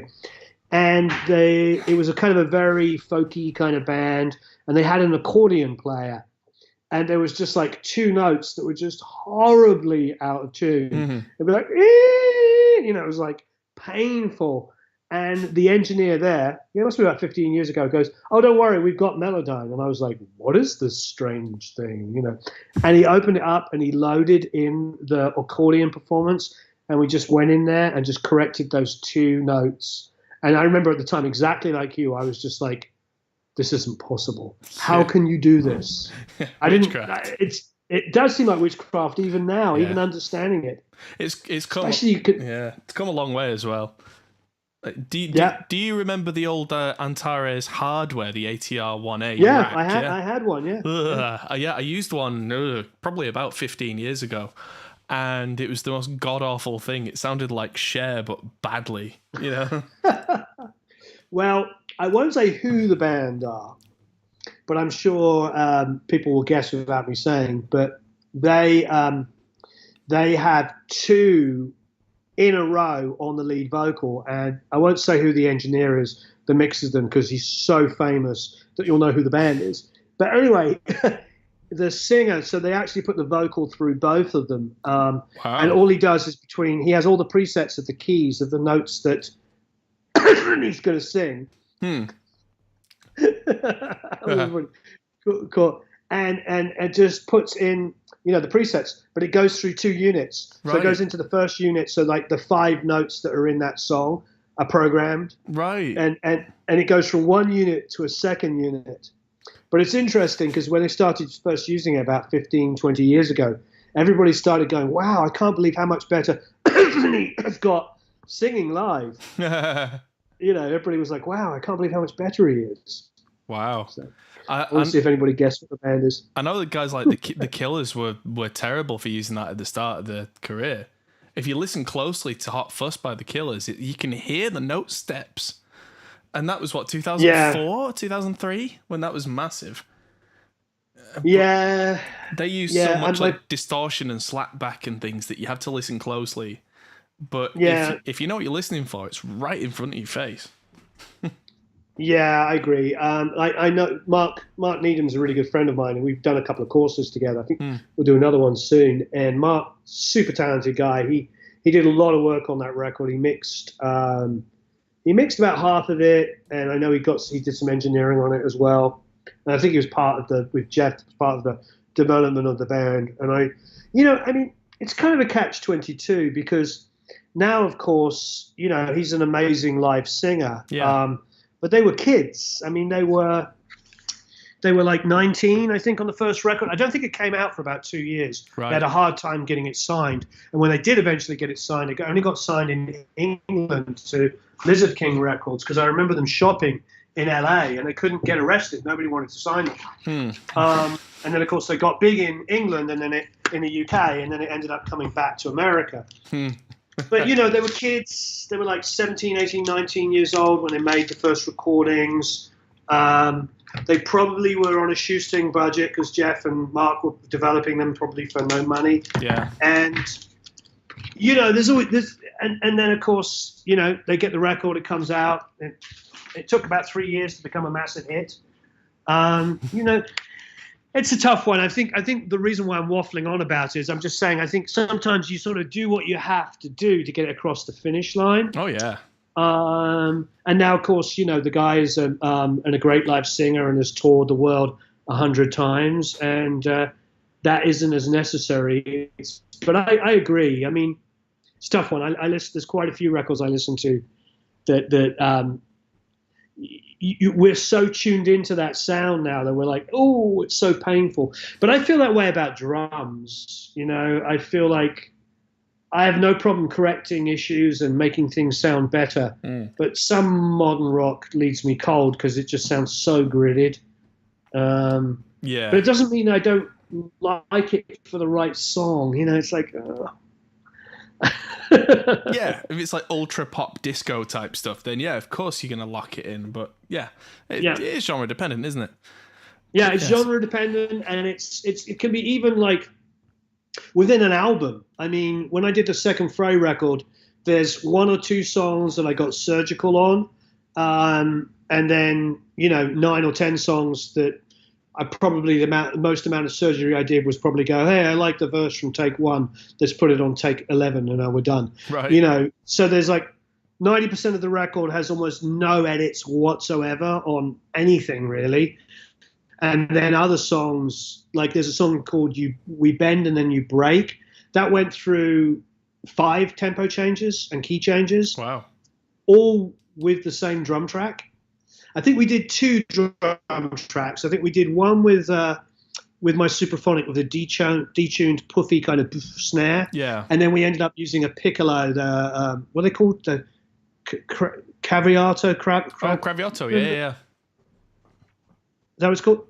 Yeah, yeah, Craviotto. and hopefully that's the right pronunciation. I'm probably wrong, but yeah. And that ended up, I think we did 2 different drum recordings.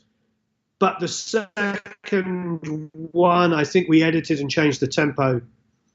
I know we changed about 5 times, but maybe 2 or 3 times on the one we chose. So I was like, I remember chopping it up, and then being forced to put it on a grid, and then using the ticks function in Pro Tools, changing the tempo, and it just goes, and like made it faster. Yeah. And so... again, it just comes down. It's like it's necessity is the mother of invention. It's like we changed keys, we changed tempos. One of the big hits on that record, Don't Let Me Go. If you solo, I think I did it on YouTube. If you solo the drums, all the band are bleeding into the overheads and the room mics in a different key to the one that the band's performing over. Brilliant. I know the Beatles did loads of that in the early days. It's not that weird. Yeah. It's like there was one song the Beatles were doing, I can't remember which one it was, but on the Beatles anthology, they did it in 3/4 time. Then George Martin says, no, that's not working, make it 4/4. So they essentially rewrote the song on the studio floor.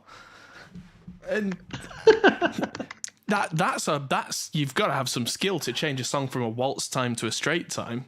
Keep the same song. I agree. Yeah, I mean, I agree. Same thing, isn't it? Yeah. Necessity is the mother of invention. You just do what we have to do. Absolutely. There's so many of those kinds of stories, and sometimes I have very vivid memories of making a record and some of the stuff, and then sometimes it's. The vivid memories that I have are when I had to work excessively hard to make something great.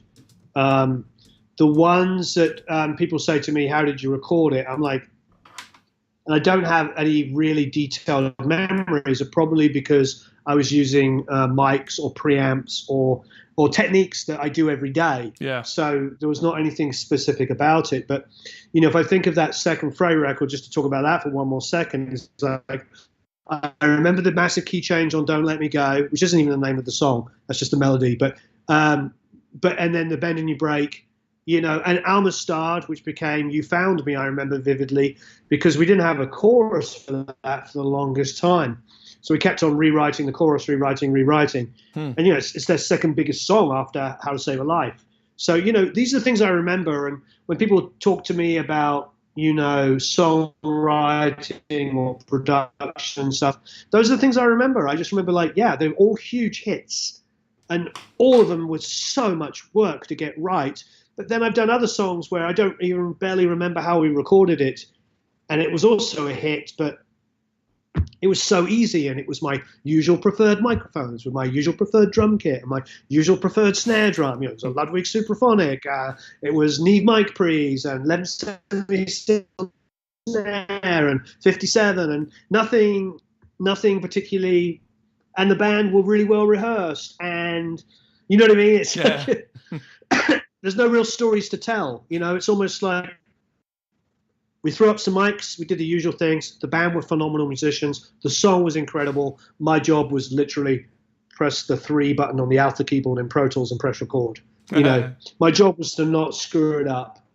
And I think a lot of great bands and a lot of great songs were done like that. And you end up asking these producers and engineers that we admire for the incredible credit lists. Quite often they're like, I don't really remember. It was, you know, eventful, uneventful, lots of fun to make the album, and it did really well. Yeah. It's funny, yeah, some of the most successful engineers in history, like the Hit Factory type guys, they would do the same thing day in, day out, wouldn't they?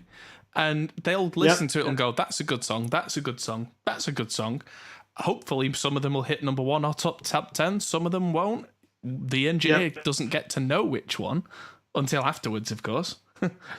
And oh yeah, I mean, I agree. I was just talking to John Leckie today. I did an interview and it went up today. And I can't remember if all of it was on camera or not, but him and Dave Mattox from a couple of weeks ago, the drummer, is like, I think he's one of the most recorded drummers of all time.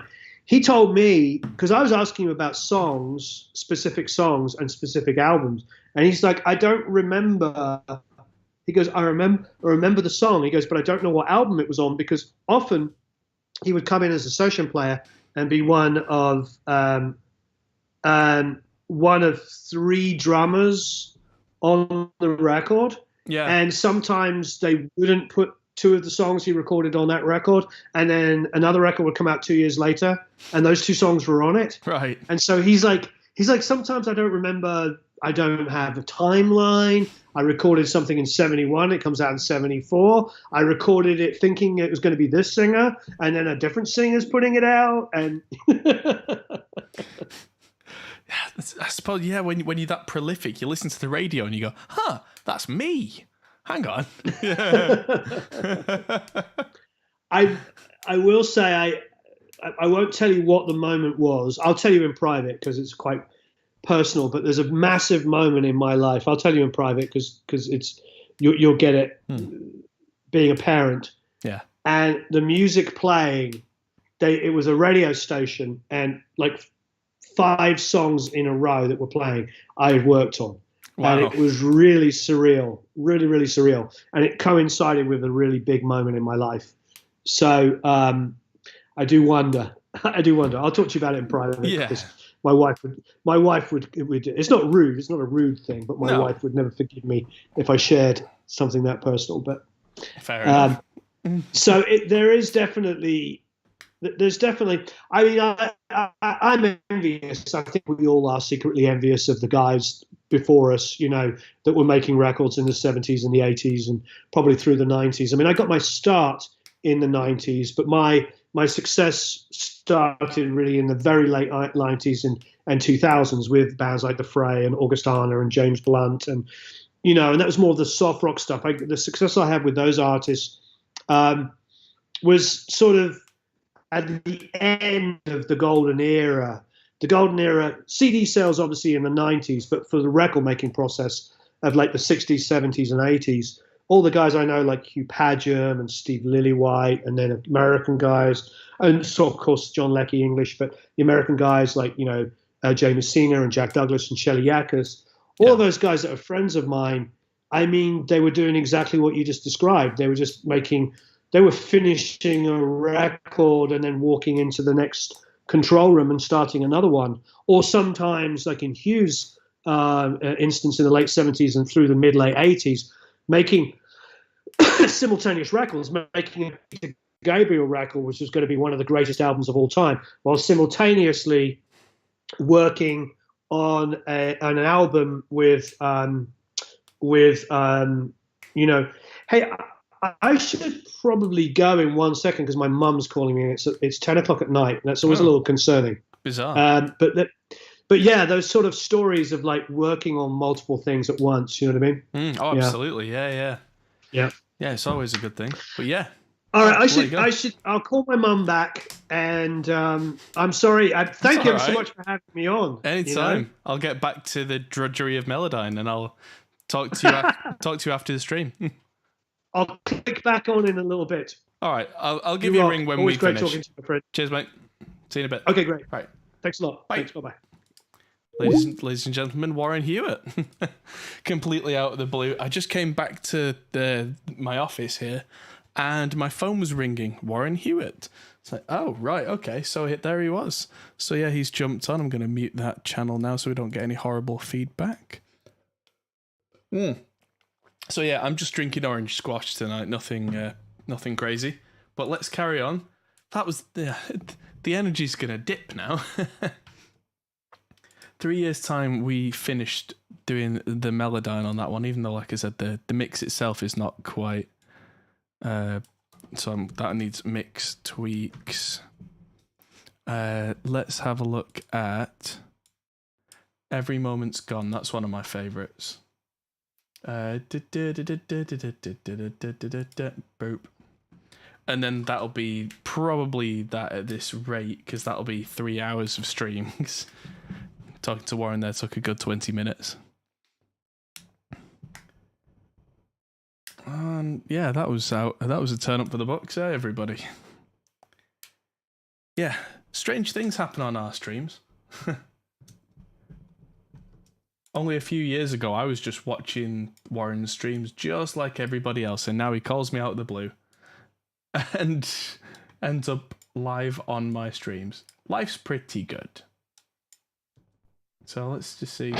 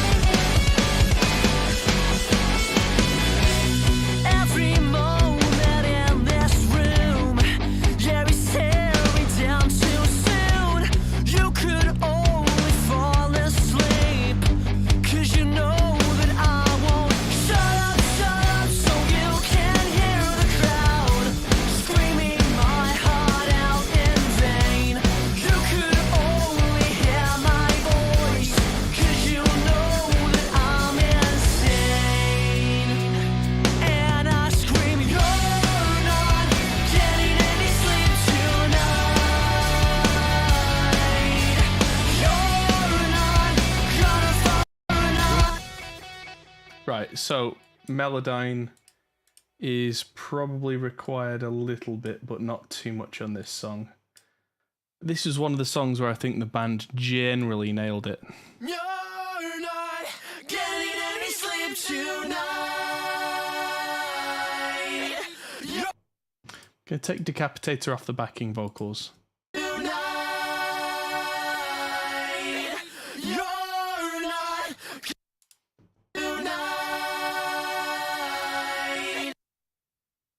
Yeah,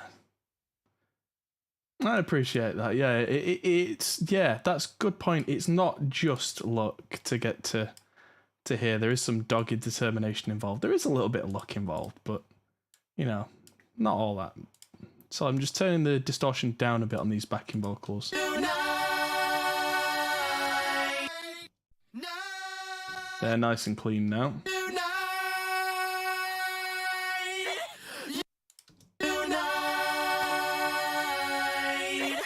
Right, so I'm taking Decapitator off all the vocals apart from the main one.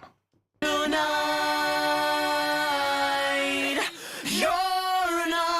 gonna fall away with pride. Tonight,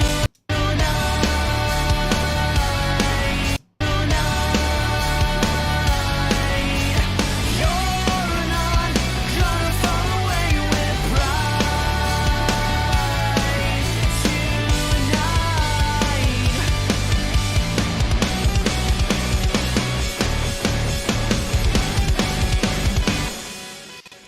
This whole song has a bit of a Coheed and Cambria vibe, actually. It's got a definite kind of... It reminds me of Keeping Secrets of Silent Earth 3, which is one of my favourite albums. I mean, it's not exactly the same, of course, but there is some of that feeling in there. Let's just throw Melodyne on vocal number 1. Don't know if we'll even need it on the other vocals on this song, because if we don't need it, let's not just, like, kill everything. But let's listen to this now. Every moment in this room, Jerry stared me down too soon. You could only fall asleep, 'cause you know that I won't. Every moment in this room, Jerry stared me down too soon. You could only fall asleep, only fall asleep.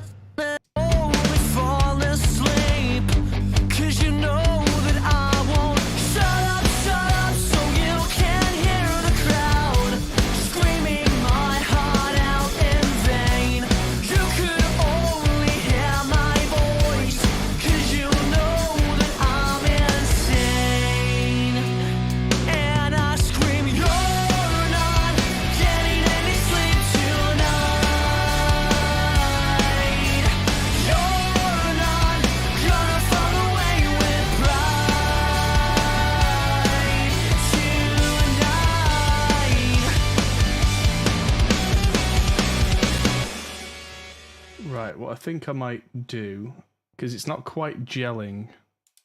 Crowd screaming my heart out in vain. Is just take the mid bump out of this doubled vocal and just give it a low mid bump. Shut up, so you can hear the crowd screaming my heart out in vain. You could only hear my voice, 'cause you know that I... Why use Melodyne and not auto-tune? Because auto-tune is automatic and Melodyne is manual. I know there is a manual mode in auto-tune, but it's not very user-friendly. It's very unintuitive and doesn't work very easily. Whereas Melodyne is very good at keeping everything sounding relatively natural if I want it to. And it's all very much within my power to do so. I like to use Melodyne with a light touch where I can, because I don't necessarily want to just steamroll everything, whereas auto-tune generally just locks things into a pitch. Every moment in this room, Jerry stared me down too soon. You could only fall asleep, 'cause you know that I won't. Shut up, so you can hear the crowd screaming my heart out in vain.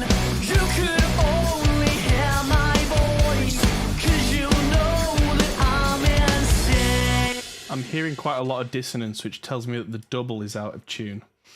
So we're going to need to go back and tune the double as well. Shut up, so you can hear the crowd screaming my heart out in vain. You could only hear my voice, 'cause you know that I'm, 'cause you know, 'cause you know,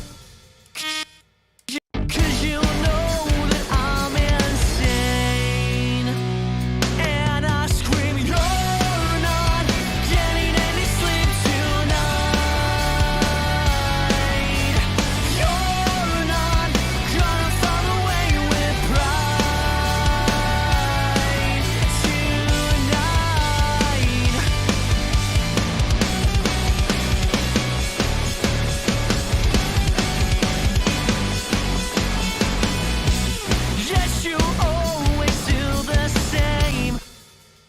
That all sounded a little flat, but it probably I'm wasn't. insane.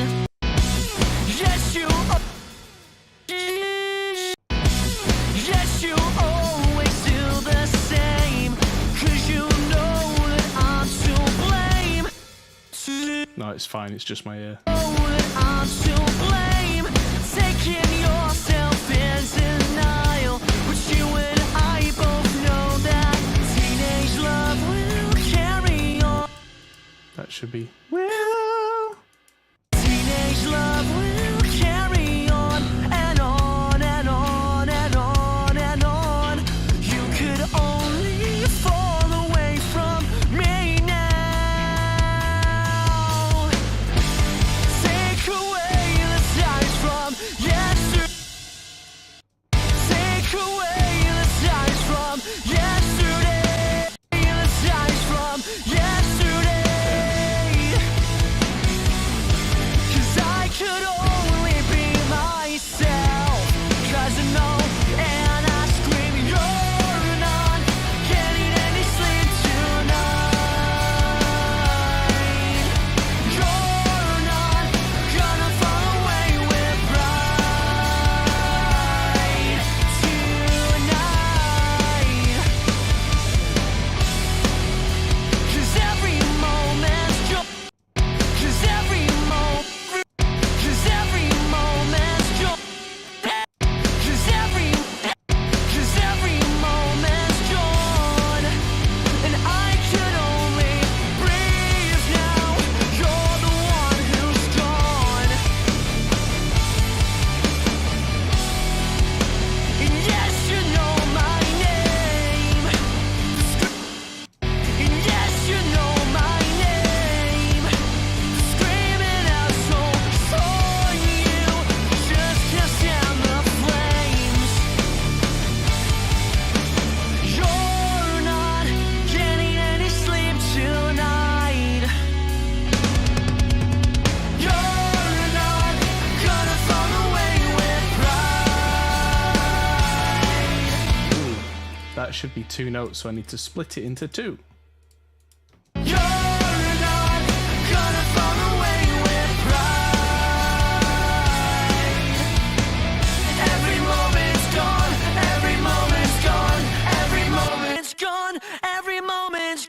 Right, so that's on the 3rd. So I need You're to. not gonna fall.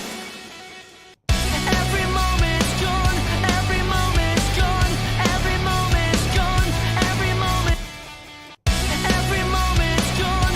Every moment's gone. Every moment's gone. Every moment's gone. Every moment's gone. Every moment's gone. Every moment's gone. Every moment gone. Every moment's gone. Every moment's gone. Yeah, that's gonna need some work, I think, because this bit's awesome at the end. Every moment's gone. Every moment's gone. Every moment's gone. Every moment's gone. Every moment's gone. Every moment's gone. Every moment's gone.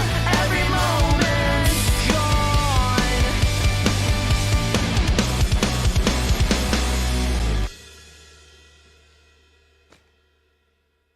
That's from so from what Danny's saying, I've heard that all these moves are just where the singer would have hit it if they had more time, and I usually find hitting it live when there's energy and sound of the band there.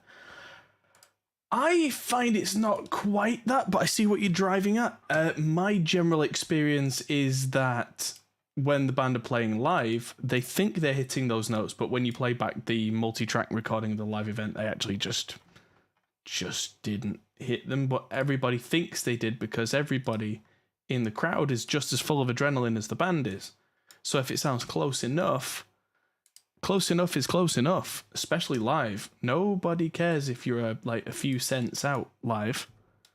Whereas in the studio, especially in modern times, we get a lot more picky about it than we ever used to.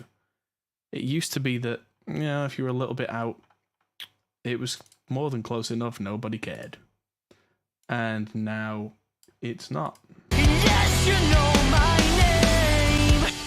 Which is a real shame, but it is, as they say in the saying, what it is. And because perfection is expected these days, I tend to kind of aim as close to perfection as I dare, while still keeping some human element, because I'm not a big fan of just steamrolling everything to death.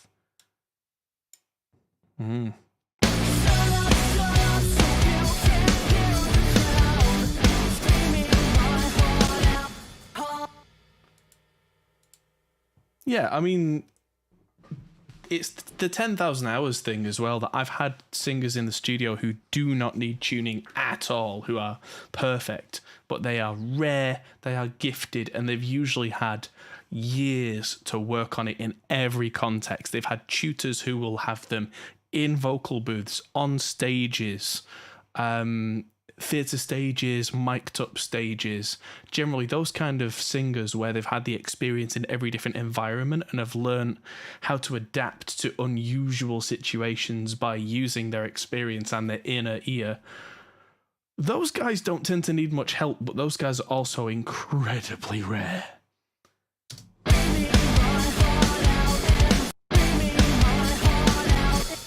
Especially in the rock world, those are usually a different set of people. You tend to do rock as a young singer because you're rebelling and you don't want to go the classical route.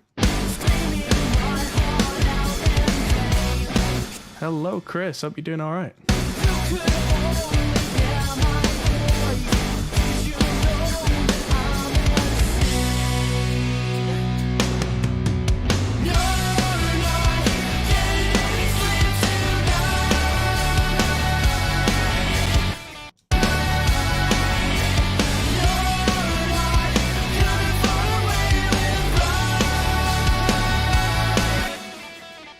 There's a Duff one.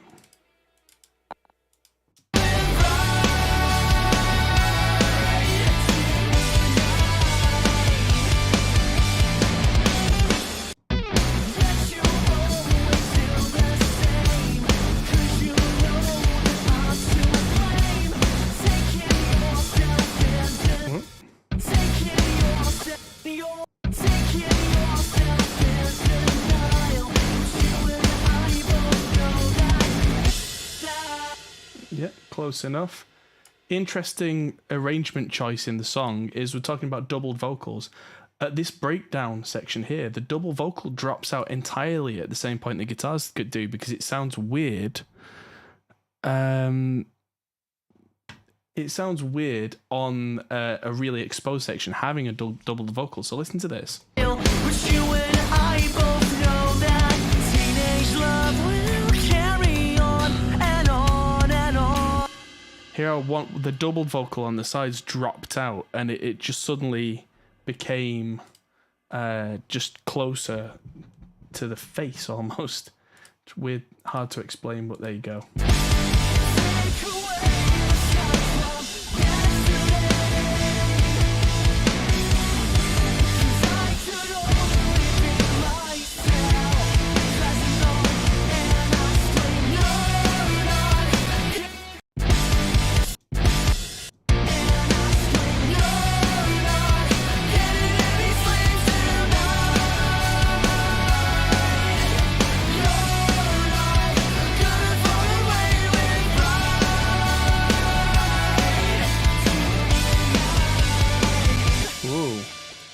What was that supposed to be?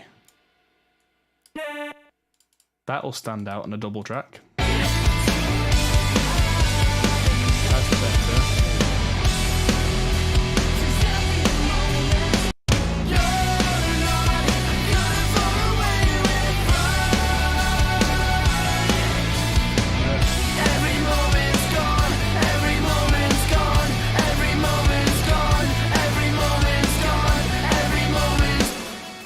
Gonna mute them for a minute.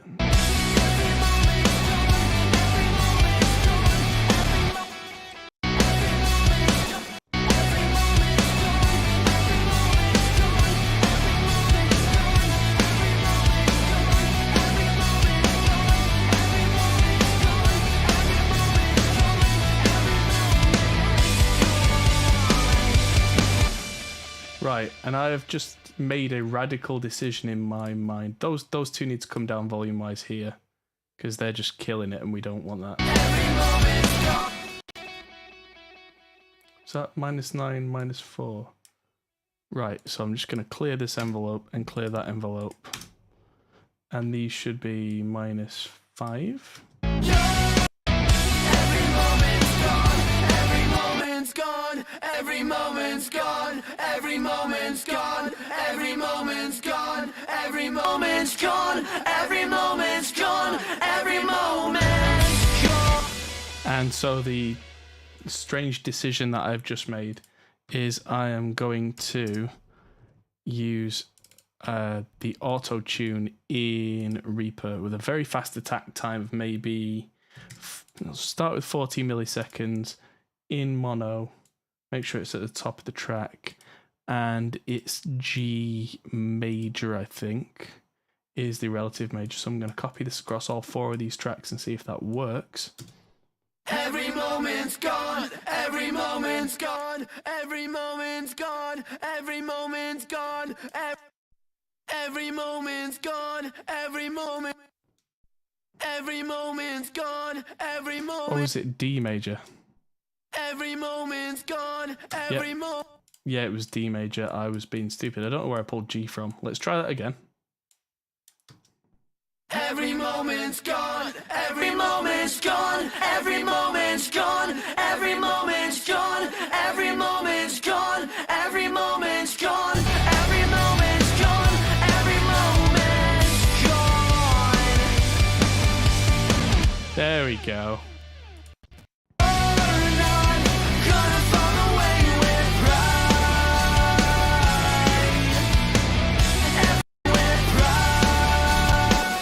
There's another. Yeah, I'm just going to clear all the envelopes on all of this and just have these down here somewhere.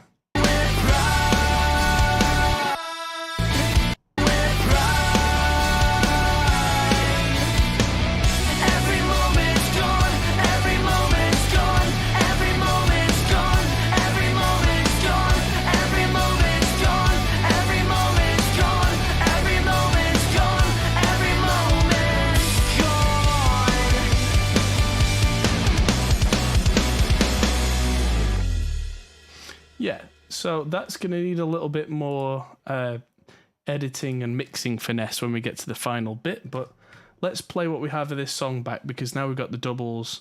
I did disable the decapitators on those tracks.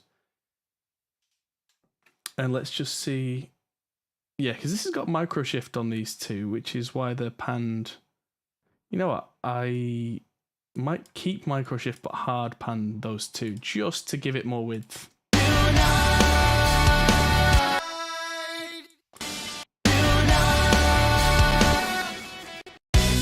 Every moment in this room, Jerry stared me down too soon. You could only fall asleep, 'cause you know that I won't shut up so you can hear the crowd screaming my heart out in vain. You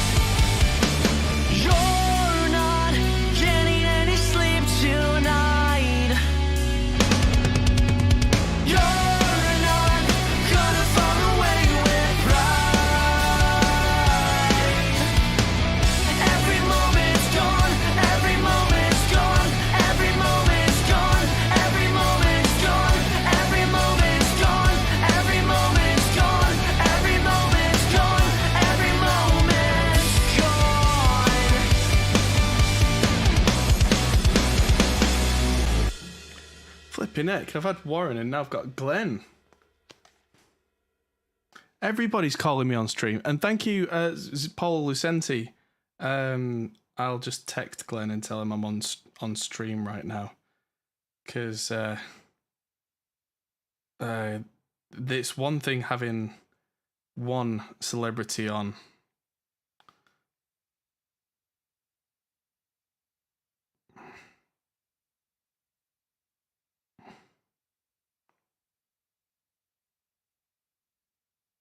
But yes, I will. Let's see what this is.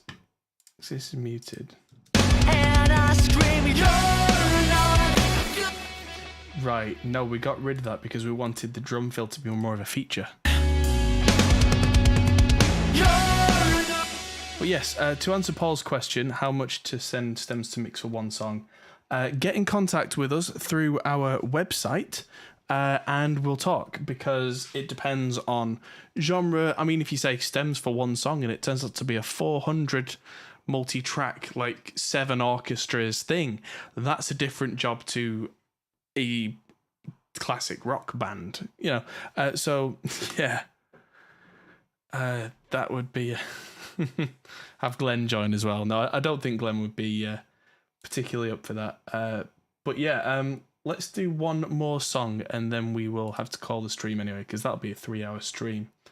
Let me find my sticky notes and just write that every moment now just needs mixed tweaks.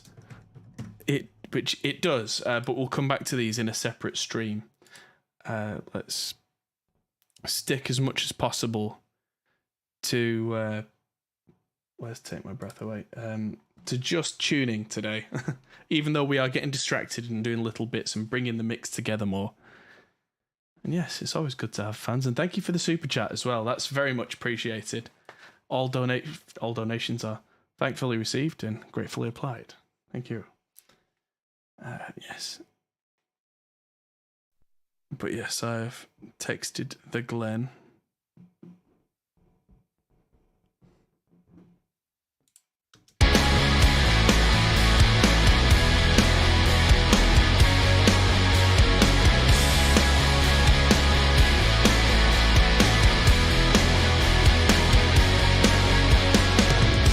Another little moment trapped in you.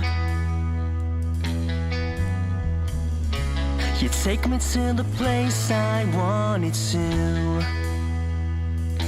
and I will be home, missing you. Yeah, so this one's only got 4 vocal channels, but this one's quite an intense one to do, because some of these harmonies need to be tight, because when it kicks in, it is not just like a thing in a back. Oh, thank you very much, Glenn. Let's play the track. Okay, why not? While I load up Melodyne, the thing that Glenn hates.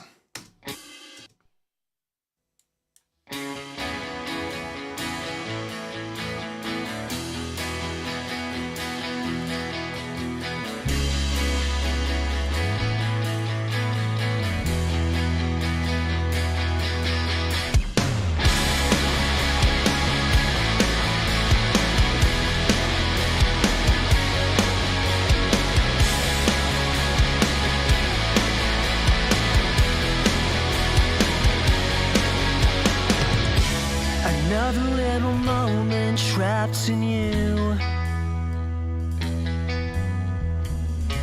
You take me to the place I wanted to, and I will be home, missing you. And I will be there when you do. 'Cause every little thing you say, you know it takes my breath away. I can only fall asleep and take your will from you. I'll never let the moment break, no matter about a thing you say. I can only fall asleep and take your will from you till the edge,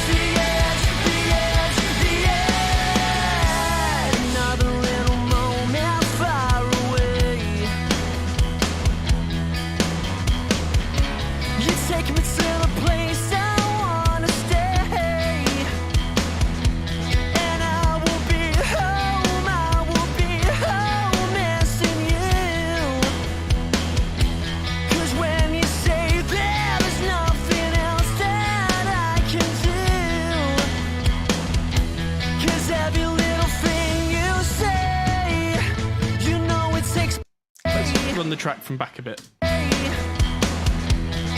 I will be home missing you. 'Cause when you say there is nothing else that I can do. 'Cause every little thing you say, you know it takes my breath away. I can only fall asleep and take the will from you, from you. I'll never let the moment break, no matter about a thing you say. I can only fall asleep and take the will from you, till the edge, the edge, the edge, the edge.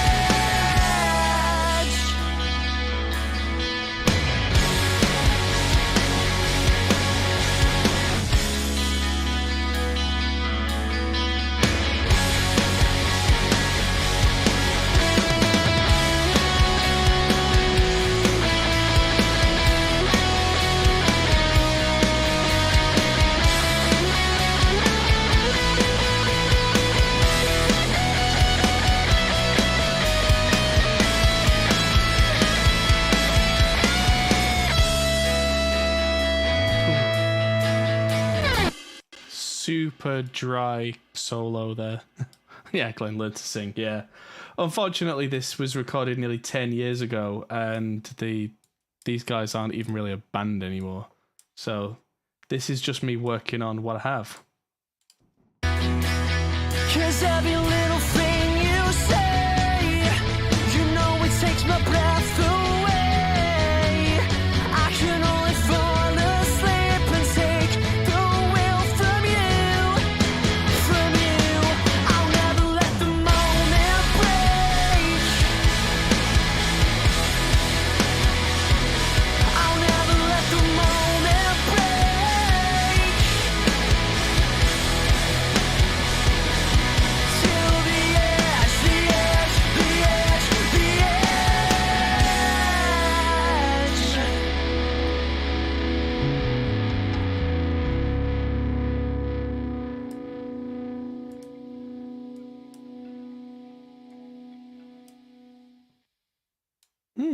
Yeah, so that kind of came together, but there are still some bits that need doing. Do I double main vocals, or will just the chorus do the trick? Chorus will not replace a doubled vocal. It will sound like a vocal with chorus. Sometimes that's okay, but it is not a doubled vocal. On my verses, and quite often, most of the time on verses, I tend to use one single vocal, but on choruses, I most of the time use two.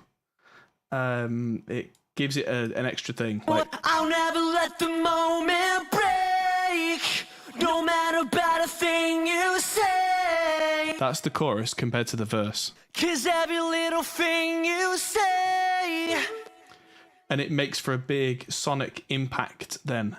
It's very rare that I will have something that just goes right the way through a song without any variation at all, because that's how you end up with boring songs.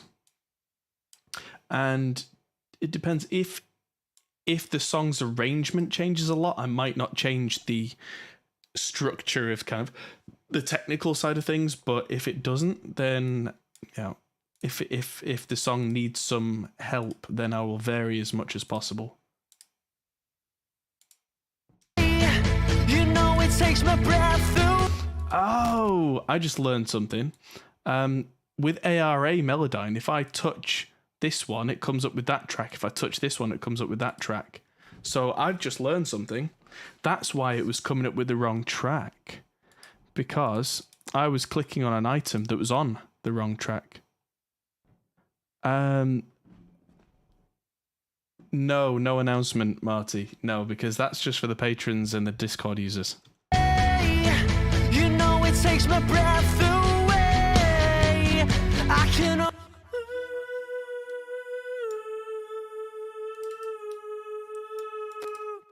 I'll never let the moment break, no matter about a thing you say. I can only fall asleep and take your will from you, till the end. the edge. One of them's going up when the other isn't. The edge. And I've been Yes, Chris did mention that you're getting a new truck, Nick. Yes. you know it takes my breath away. I can only follow you. I'll never let the moment break. No matter about a thing you say. No matter about a thing you say. That's all sharp. No, it isn't. There we go. No matter about a thing you say. Come on. Down you go. Stupid mouse cursor. No matter about a thing you say. I can only fall asleep and take the wheel from you. From you till the edge, the edge, the edge, the edge. Hey, you know it takes my breath. You, I'll never let the moment break. I'll never let the moment break. Till the edge, the edge, the edge, the edge. I love how it's both the edge, because of the amount of compression on, you can hear every little thing. And the others, let's just look at these. I'll never let the moment break.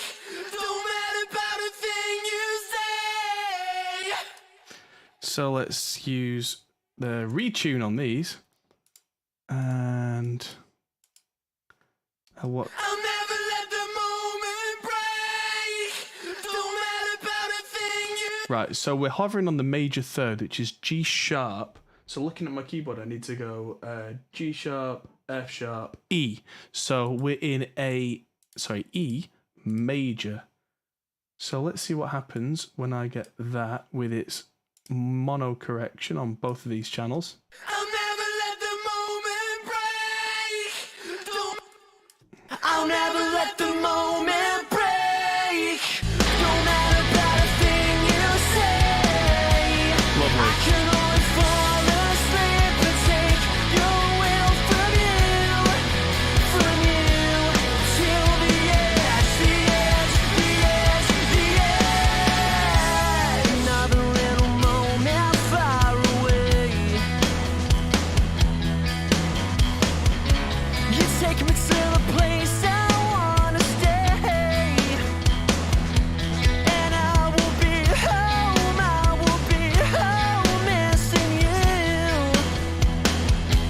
'Cause when you say there is nothing else that I can do, 'cause every little thing you say, you know it takes my breath away. I can only fall asleep and take the wheel from you.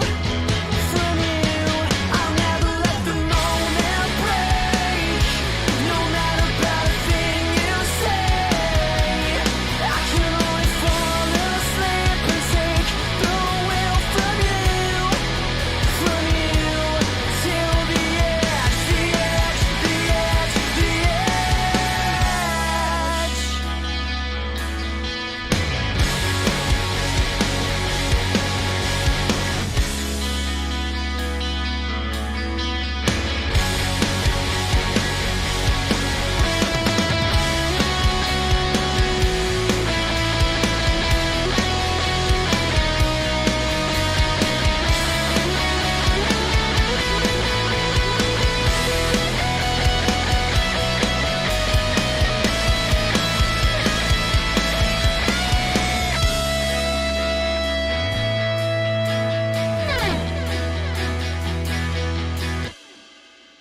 Let's put, we're putting lots of delay on that solo. Let's try it.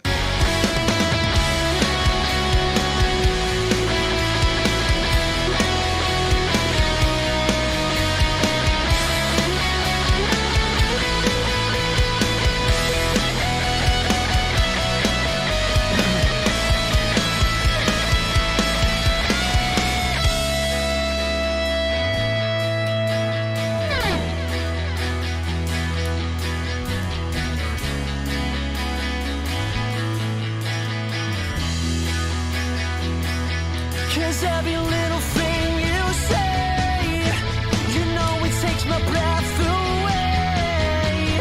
I can only fall asleep and take the will from you, from you. I'll never let the moment break. I'll never let the moment break.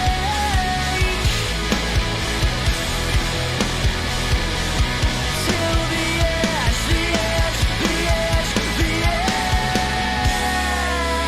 edge.